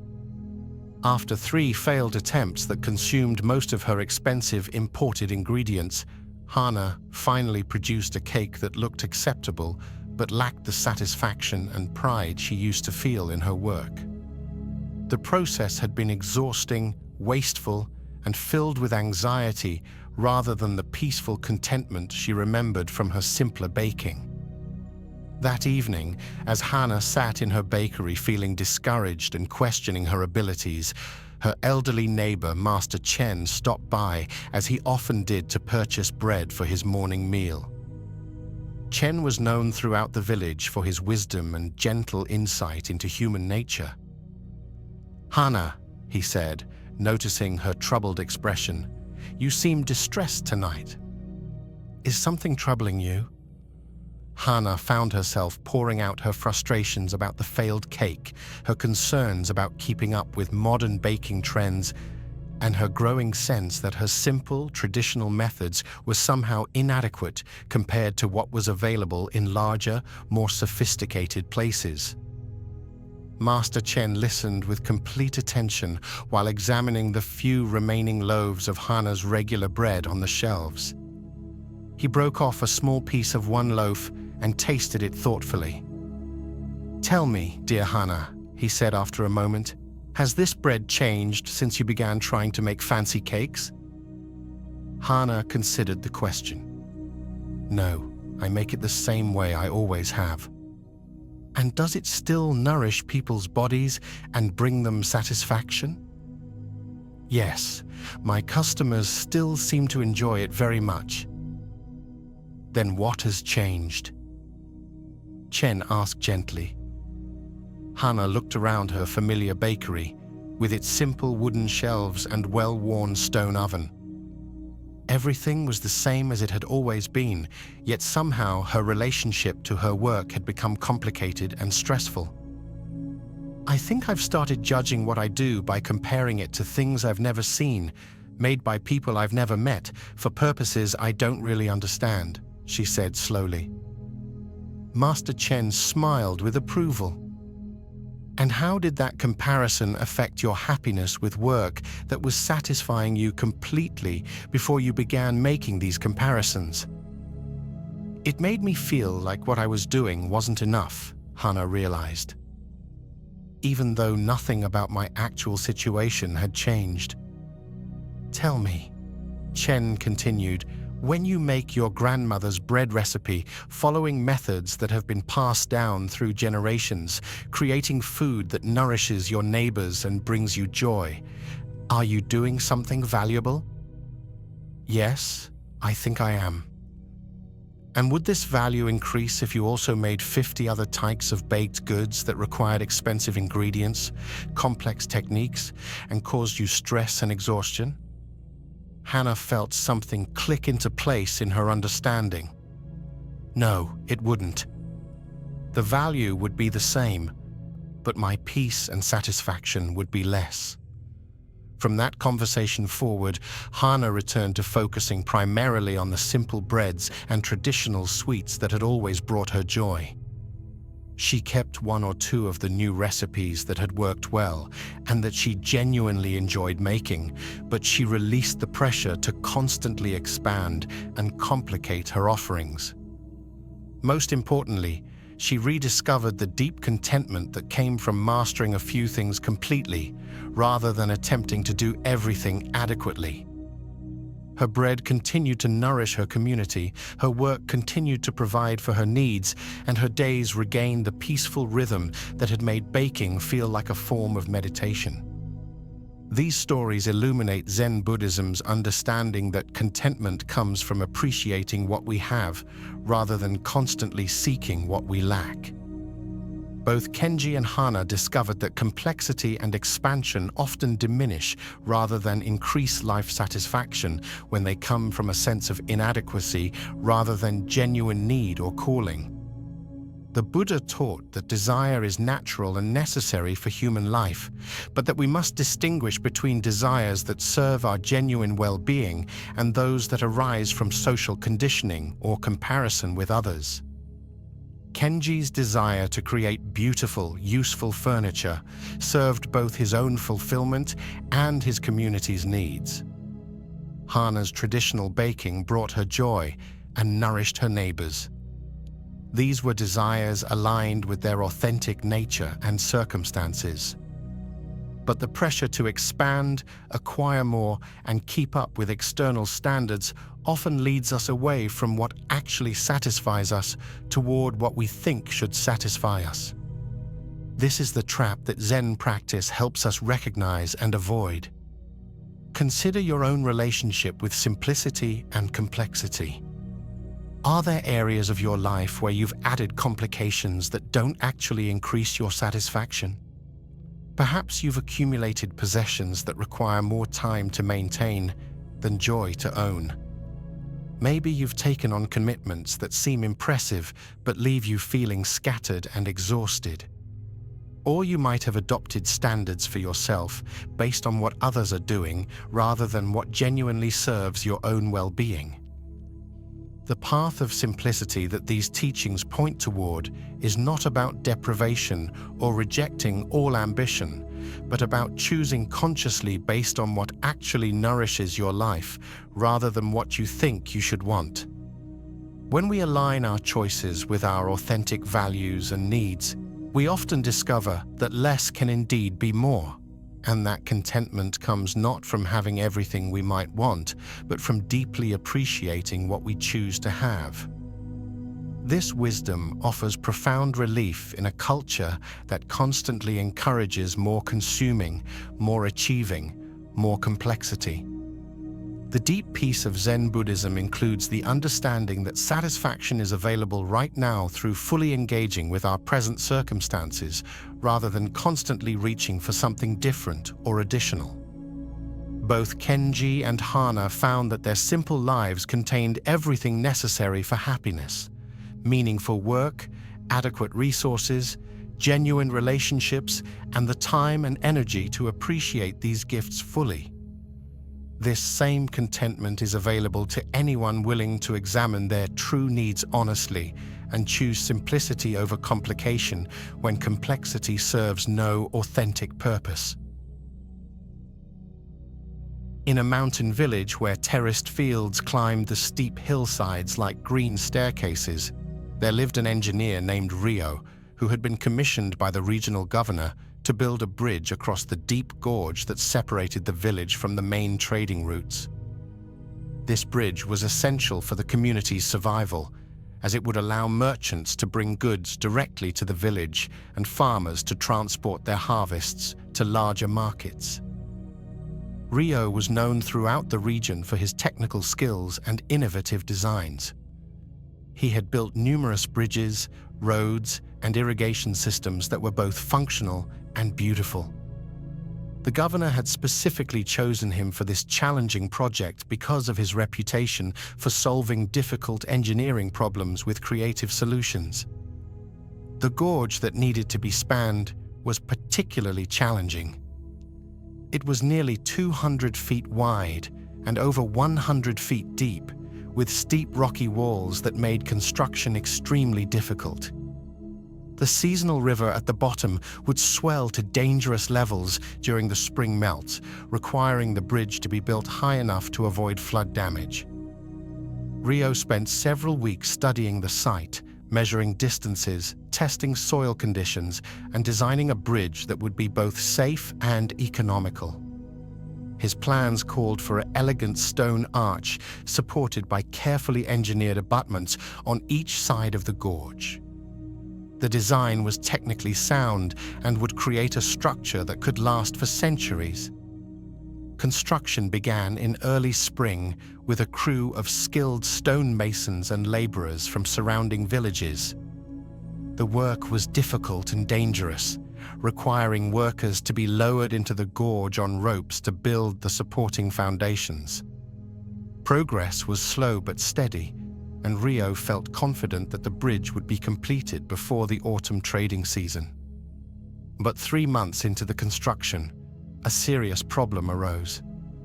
One of the workers, a young man named Kato, who was the primary support for his elderly parents and younger siblings, fell from the scaffolding and was seriously injured. The accident was no one's fault, simply one of the risks inherent in such dangerous work, but it left Kato unable to work for many months and his family without income. According to the construction contract that Rio had signed with the governor, injured workers would receive basic medical care, but there was no provision for ongoing support of their families during recovery periods. This was standard practice for such projects, and Rio had never questioned it before.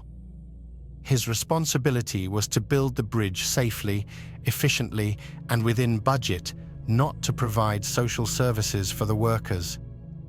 But as Rio watched Kato's family struggle with their sudden financial hardship, he felt increasingly uncomfortable with simply following the contract terms. Kato had been a reliable, careful worker who had been injured while contributing to a project that would benefit the entire community.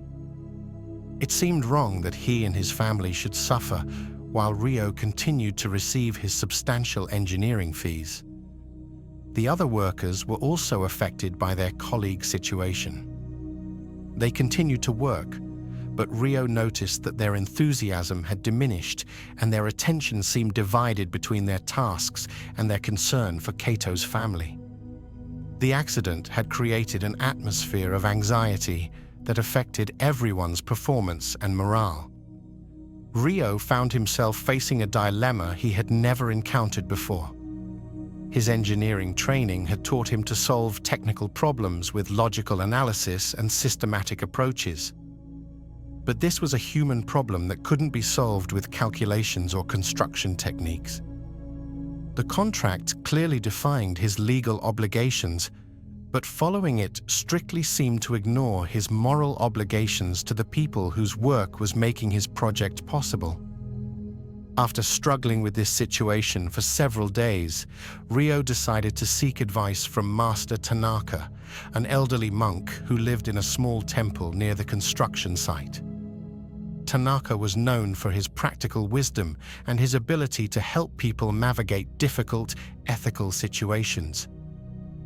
Rio found the old monk tending a small garden behind his temple, carefully watering vegetables that would provide food for his simple meals. Tanaka invited the engineer to sit with him in the shade of a large pine tree and listened carefully as Rio explained his dilemma. "Master," Rio concluded, "I understand my legal obligations clearly, but I'm uncertain about my moral responsibilities. Should I focus on completing the bridge according to contract terms? Or should I find ways to help Kato's family even though it's not technically required?" Tanaka was quiet for a long moment, watching water slowly soak into the dark soil around his vegetable plants. "Tell me, friend Rio," he said finally, "when you designed this bridge, did you consider only the immediate task of spanning the gorge, or did you think about how it would serve the community for many years to come?" "I designed it to last for generations," Rio replied. "I wanted to create something that would continue serving people long after I'm gone." "And when you chose materials for the bridge, did you select them based only on the minimum requirements to meet contract specifications? Or did you choose materials that would ensure the bridge's long-term strength and reliability?" "I chose the best materials I could afford within the budget, thinking about durability and safety over many decades of use." Tanaka nodded approvingly. "So even in technical matters, you consider consequences beyond the immediate requirements. You think about the broader impact of your work and the long-term well-being of the people who will depend on what you create." Rio began to see where the monk's questions were leading.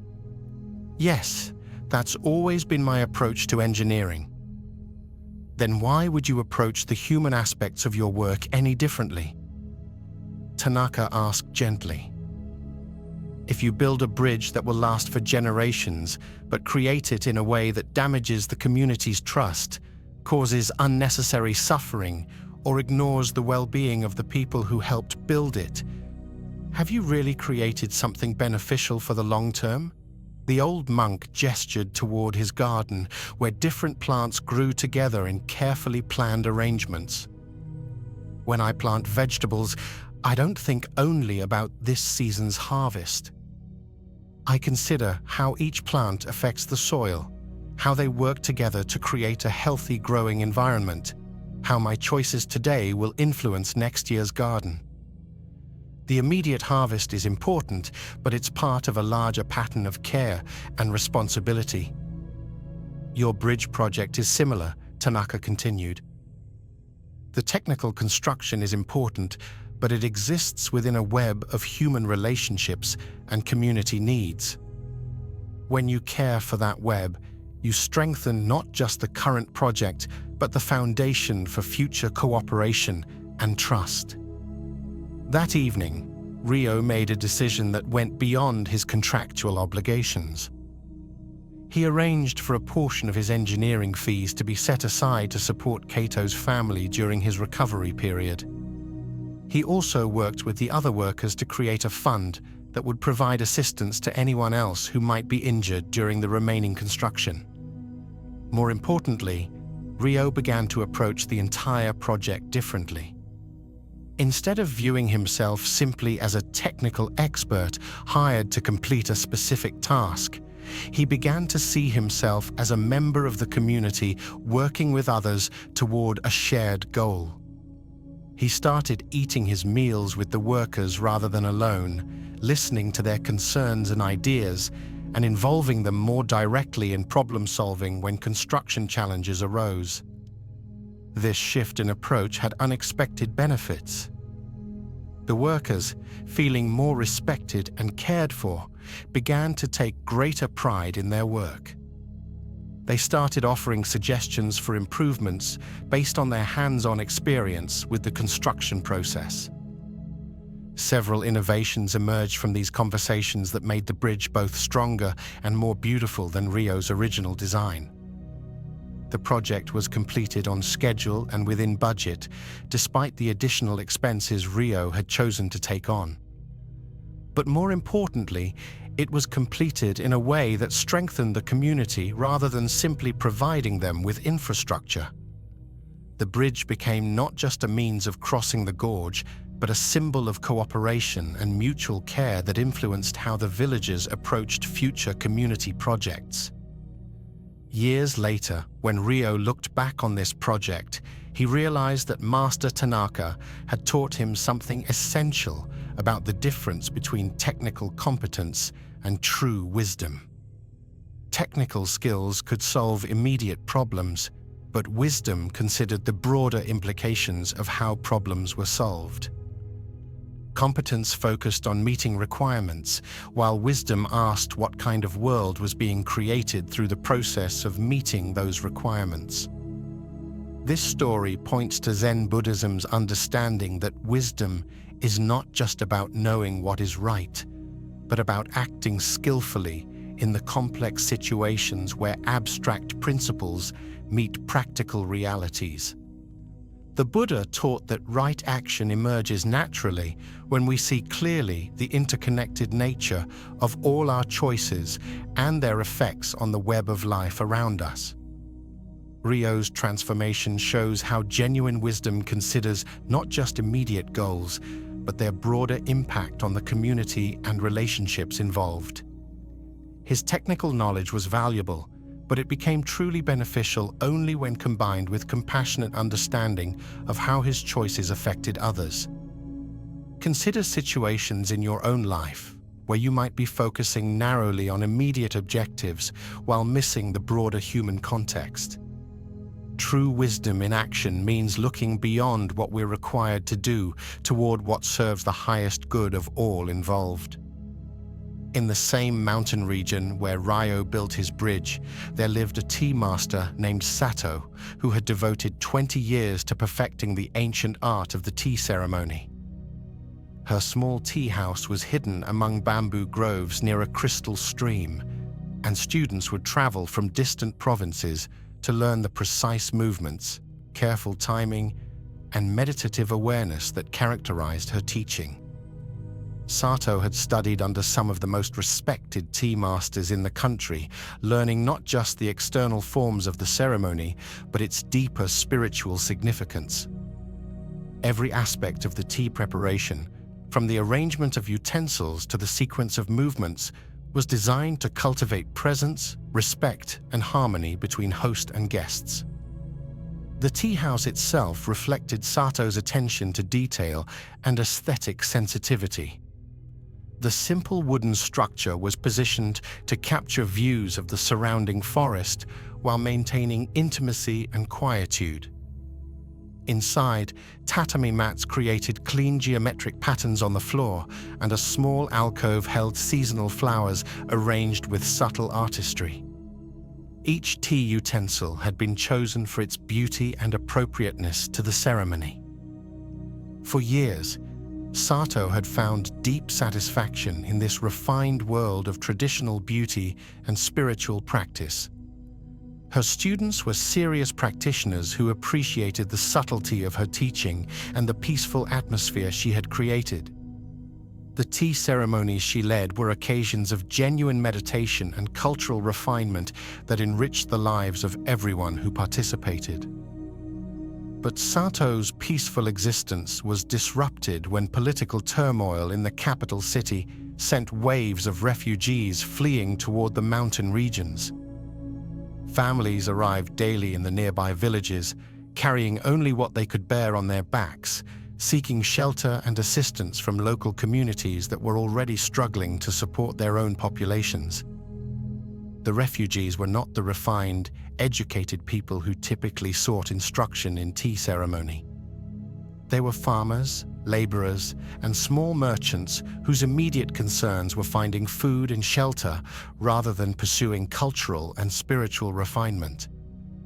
Most had never seen a formal tea ceremony and would have little understanding of its significance or beauty. Local officials asked all residents to contribute what they could to help address the refugee crisis. Some offered food, others provided temporary housing, and still others contributed money or labor to help construct shelters. Sato initially made a financial contribution and assumed that her obligation to help had been fulfilled. But as weeks passed and the refugee situation grew more desperate, Sato began to feel that her financial contribution was inadequate given the severity of the crisis. She had skills, knowledge, and a beautiful space that might somehow serve people in need, but she couldn't see how the refined art of tea ceremony could address the practical problems of homeless, hungry families. One day, while walking through the refugee camp that had formed outside the main village, Sato overheard a conversation between two women who were trying to comfort their children after a particularly difficult day. The women were exhausted and discouraged, speaking quietly about their fears for the future and their sadness at having lost their homes and normal lives. "I would give anything," one of the women said, "just to sit quietly for a few minutes in a beautiful place and remember what peace feels like. Everything has been so rushed and frightening for so long that I've almost forgotten that calm still exists in the world." These words struck Sato deeply. She realized that while the refugees' immediate needs were for food and shelter, they also carried emotional and spiritual wounds that deserved attention. The chaos and trauma of losing their homes and fleeing for safety had left them not just physically displaced, but spiritually scattered. That evening, Sato approached the village elder who was coordinating refugee assistance and made an unusual offer. She would open her tea house once a week to any refugees who wanted to experience a few hours of peace and beauty, regardless of their background or knowledge of tea ceremony traditions. The elder was puzzled by this proposal. Honored Sato, these people need practical help, not cultural activities. They're concerned about their next meal, not about learning proper tea etiquette. But Sato had begun to understand something important about the nature of human needs. "Respectfully, Elder, I think these families need both practical assistance and opportunities to remember their own dignity and worth. When people have lost everything external, sometimes what they most need is to experience beauty and be treated with respect, even if only for a short time." The first week that Sato opened her tea house to refugees, only 3 women came, and they approached hesitantly, clearly feeling out of place in such refined surroundings. Sato welcomed them warmly and began to serve tea using the traditional forms she had practiced for decades. But as she watched her guests, Sato realized that strict adherence to traditional ceremony protocols was creating barriers rather than bridges. These women were tired, anxious about their children who were playing outside, and intimidated by the formal atmosphere that felt so different from their everyday experiences. In that moment, Sato made a decision that would have shocked her traditional teachers. She set aside the elaborate ceremonial procedures and simply focused on creating a warm, welcoming environment where her guests could rest and feel cared for. She served tea in a simple, genuine way, encouraging conversation rather than maintaining the meditative silence typically observed during formal ceremonies. The change was immediate and remarkable. The women began to relax, sharing stories about their lives before the displacement and their hopes for the future. They helped each other serve tea and arrange flowers, finding in these simple activities a sense of normalcy and connection that they had lost during their difficult journey. Word of these informal tea gatherings spread throughout the refugee community, and soon Sato's tea house was filled each week with families who came not to learn traditional culture, but to experience a few hours of dignity, beauty, and human connection. children would play quietly in the garden while adults sat together sharing tea and conversation. Sato discovered that her years of training in tea ceremony had prepared her for this work in ways she had never expected. The attention to detail, the focus on creating harmony, the ability to serve others with grace and presence, all of these skills transferred perfectly to her new role as a provider of comfort and community for displaced people. More importantly, she learned that the spirit of tea ceremony, its emphasis on respect, mindfulness, and creating sacred space for human connection, was more important than its external forms. By adapting the forms to serve people's actual needs, rather than insisting that people adapt themselves to traditional forms, she discovered a deeper expression of the tea ceremony's true purpose. The refugees who participated in these gatherings often spoke about how much the weekly tea sessions meant to them. It wasn't just the rest and refreshment, though those were valuable. It was the experience of being treated as honored guests rather than charity cases, of sitting in beauty rather than surrounded by the makeshift accommodations of the refugee camp, of remembering their own capacity for appreciation and connection despite their difficult circumstances. Sato's approach to serving the refugees illustrates a crucial aspect of wisdom in action that Zen Buddhism emphasizes: the ability to adapt means while preserving essence. True wisdom doesn't cling rigidly to established forms, but finds creative ways to serve the deeper purposes those forms were designed to accomplish. The Buddha taught that compassion must be skillful to be genuinely helpful. Good intentions alone are not enough. Wisdom is needed to find approaches that actually address people's real needs rather than our assumptions about what they need. Sato's willingness to modify traditional tea ceremony protocols allowed her to serve the refugees' deeper need for dignity and peace. This kind of flexible wisdom appears throughout daily life when we learn to focus on underlying purposes rather than surface methods. A parent might need to adapt their communication style to reach a troubled teenager while maintaining their core commitment to the child's well-being. A teacher might modify lesson plans to serve students' learning needs while preserving essential educational goals. The key insight is that forms serve life, not the other way around. When we understand the spirit behind our traditions, practices, and commitments, we can find creative ways to honor that spirit even when external circumstances require different approaches. This flexibility, guided by wisdom and compassion, allows our actions to remain truly beneficial, regardless of changing conditions. Both Rio and Sato discovered that genuine wisdom in action requires looking beyond narrow definitions of roles and responsibilities towards serving the larger good. Their technical skills and traditional training became most valuable when applied with understanding of the broader human context in which they worked. This is the essence of how Zen Buddhism approaches the translation of understanding into action, not through rigid rules or prescribed behaviors, but through cultivating the wisdom to respond appropriately to each unique situation. When our actions emerge from this kind of flexible wisdom, they naturally serve both our own well-being and the good of others, creating the harmony and peace that these teachings ultimately point toward. In a valley where cherry blossoms fell like snow each spring, there lived an old mirror maker named Akira, who had spent 40 years perfecting his craft.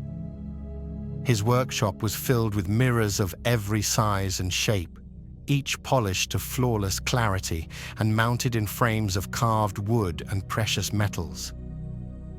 People came from distant provinces to purchase Akira's mirrors, knowing that they reflected images with perfect accuracy and stunning beauty. But despite a lifetime of creating mirrors that revealed truth without distortion, Akira had never looked deeply into any of them himself. his focus had always been on the technical aspects of his craft, the precise grinding of glass, the perfect application of silver backing, the careful polishing that eliminated every flaw and imperfection. He had become a master of creating perfect reflection while avoiding the experience of reflection itself. This avoidance was not accidental.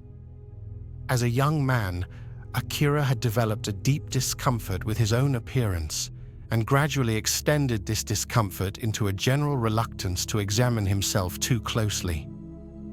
He preferred to focus on external tasks, measurable skills, and the creation of beautiful objects rather than confronting whatever he might discover through honest self-reflection. As Akira aged and his hair grew grey, his avoidance of mirrors became almost comical. He would work on mirrors while looking only at their edges, never allowing his gaze to meet his own reflection. When customers came to examine his work, he would step aside so they could look without his image interfering with their view. In his own home, he kept only small, clouded mirrors that revealed little detail. One spring morning, as Akira worked on his finest creation yet, a large mirror intended for the local temple's meditation hall, a young monk arrived to inspect the commissioned piece.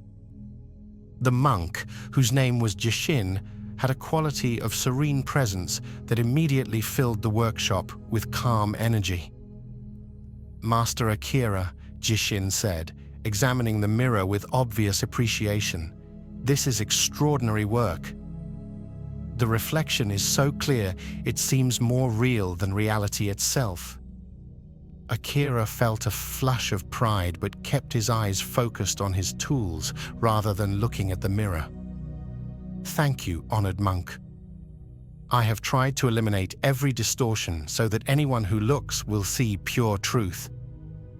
Jishin moved closer to the mirror and gazed into it with the same careful attention he might give to studying a sacred text. "It is remarkable how perfectly it shows what is. Nothing is hidden, nothing is added, nothing is taken away. Pure seeing." "Yes," Akira agreed, still avoiding looking at the mirror himself. "That has always been my goal, perfect reflection without any interference from the mirror itself." The young monk turned away from the mirror to look directly at Akira. "Master, may I ask you something? In all your years of creating perfect mirrors, have you ever looked deeply into one yourself?" The question hit Akira like a physical blow. He felt his face redden with embarrassment and his hands begin to tremble slightly. "I focus on the technical aspects of the work. There is no need for me to examine the mirrors once they are completed." Jishin's expression held no judgment, only gentle curiosity. "But surely the person who creates instruments for seeing must understand what seeing actually is. How can you make mirrors for others to discover truth if you have not used them to discover truth yourself?" Akira set down his polishing cloth and sat heavily on his work stool. For 40 years, this obvious contradiction had lived at the heart of his work, but no one had ever pointed it out so directly. "Honored monk, I confess that I have avoided looking at myself in mirrors. As a young man, I was uncomfortable with my appearance, and over time this became a habit of avoiding all forms of self-examination. I create instruments for others to see clearly, but I myself remain blind to what they reveal." Jishin nodded with understanding. "This is not uncommon, Master. Many people spend their lives helping others find what they themselves refuse to seek. But perhaps today offers an opportunity to complete your own education in the art you have mastered." The monk gestured toward the beautiful mirror that stood between them. "Would you be willing to look into this mirror with me? Not to judge your appearance or find fault with what you see, but simply to experience the pure reflection that you have worked so many years to perfect." Akira felt fear rise in his chest, the same fear that had kept him from looking at himself honestly for decades. But something in the monk's gentle presence made it seem possible to face what he had been avoiding for so long.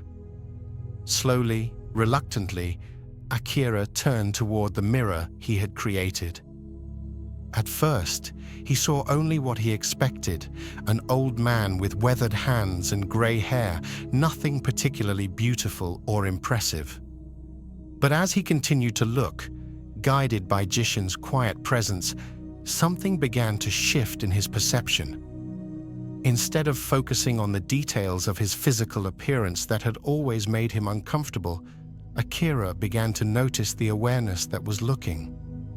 Who was this consciousness that observed the reflection? What was the nature of the awareness that could see both the mirror and what appeared in it? "What do you see, Master?"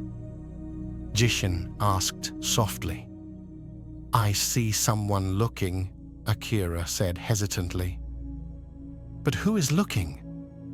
The face in the mirror is what is seen, but what is doing the seeing?" "Look more carefully," the monk encouraged. "The mirror reflects the image, but what is aware of both the mirror and the reflection?"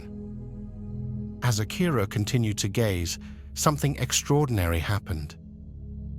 The boundaries between seer and seen, between the mirror and what it reflected, between Akira and his image, began to dissolve.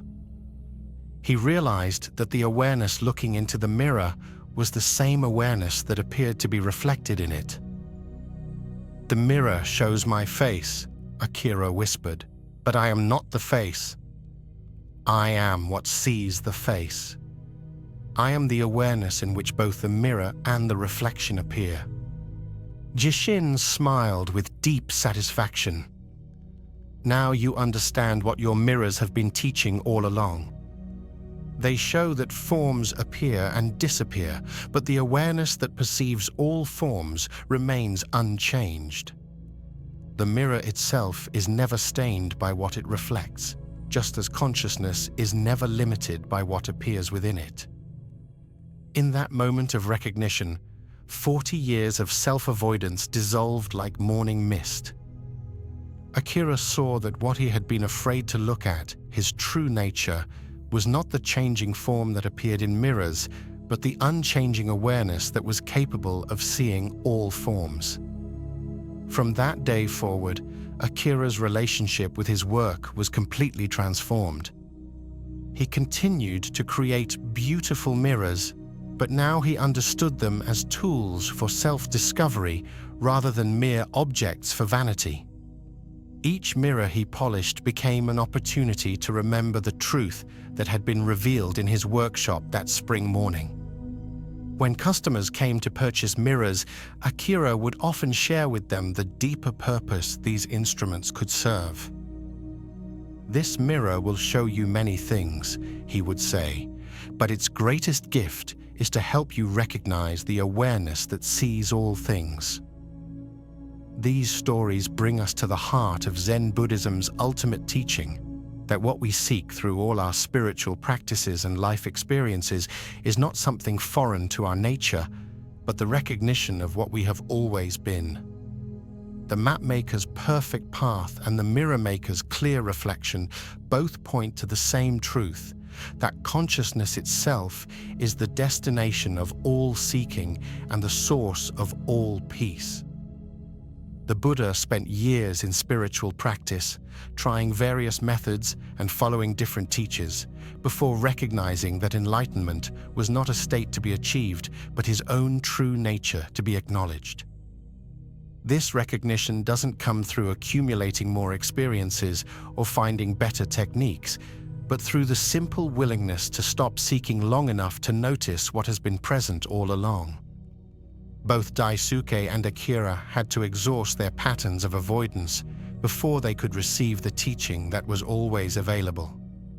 Sometimes our resistance to truth serves an important purpose, ensuring that we're ready to receive insights that might overwhelm us if they came too early in our development. The old woman who guided Daisuke and the monk who helped Akira represent the wisdom that appears when we're prepared to stop running from ourselves. This wisdom often comes through unexpected encounters with ordinary people who see clearly and speak simply about what they see. Consider your own relationship with seeking and finding. What are you still looking for in your life? What mirror have you been avoiding? What path do you keep walking in hopes of arriving somewhere other than where you are? The deepest teaching of Zen Buddhism is that the peace we seek, the love we crave, the understanding we pursue, and the freedom we desire are not prizes to be won through effort, but aspects of our essential nature that become visible when we stop obscuring them with seeking. This doesn't mean that practice, effort, and learning are worthless. Like Daisuke's years of map-making and Akira's decades of mirror polishing, our various activities and pursuits can be perfect preparation for the moment of recognition when effort can finally rest.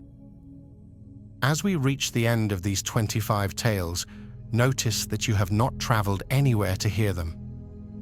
The awareness that received the first story about the scholar and the ferryman is the same awareness present now. The peace available in this moment is the same peace that was available before you began listening. The path home leads to where you have never left. These ancient teachings from Zen Buddhism all point toward this simple recognition that what you seek is what is seeking. The happiness you hope to find through changing your circumstances is the consciousness that is aware of all circumstances. The love you look for from others is the awareness that is capable of recognizing love. The peace you believe will come when your problems are solved is the stillness that observes all problems without being disturbed by them. You are already home. You have always been home. The path you thought you needed to walk was walked by the destination itself. The mirror you needed to look into was always reflecting your true face. The perfect map was always the awareness that is capable of recognizing where it is. Rest now in this recognition. Let the seeking that has carried you through life settle into simple being. Allow the questions that have driven you to find their answer in the consciousness that asks all questions. Feel the relief of no longer needing to become someone else, go somewhere else, or achieve something else to be complete. The Buddha's final teaching was not a technique or a philosophy, but a gentle reminder: all things pass away. Work out your salvation with diligence. But the salvation he pointed toward is not a future achievement, but the present recognition of what passes through time without being touched by it. Your own awareness, peaceful and free, exactly as it is right now. Sleep well, knowing that what you are seeking is what you are. Dream peacefully, remembering that the consciousness that dreams is the same consciousness that seeks. Wake tomorrow with the understanding that every day is a new opportunity to recognize what has never been absent, what has never needed to be found, what has always been perfectly present as your own true nature. The path is complete when you realize there was never anywhere to go. The journey ends where it began, in the timeless awareness that has been reading these words, listening to these teachings, and recognizing itself in every story of awakening ever told. This is the ultimate teaching of Zen Buddhism, that enlightenment is not a distant goal, but your present reality, obscured only by the belief that it could be somewhere else. Every master who ever awakened discovered the same truth, not that they had become something new, but that they had stopped pretending to be something other than what they always were. The Buddha's great insight under the Bodhi tree was not an acquisition, but a recognition, not an achievement, but a homecoming to his original nature. In the tradition of these teachings, each story you have heard tonight carries the same invitation: to stop seeking and start seeing, to cease becoming and rest in being. the scholar learned that peace was not in his books, but in the awareness reading them.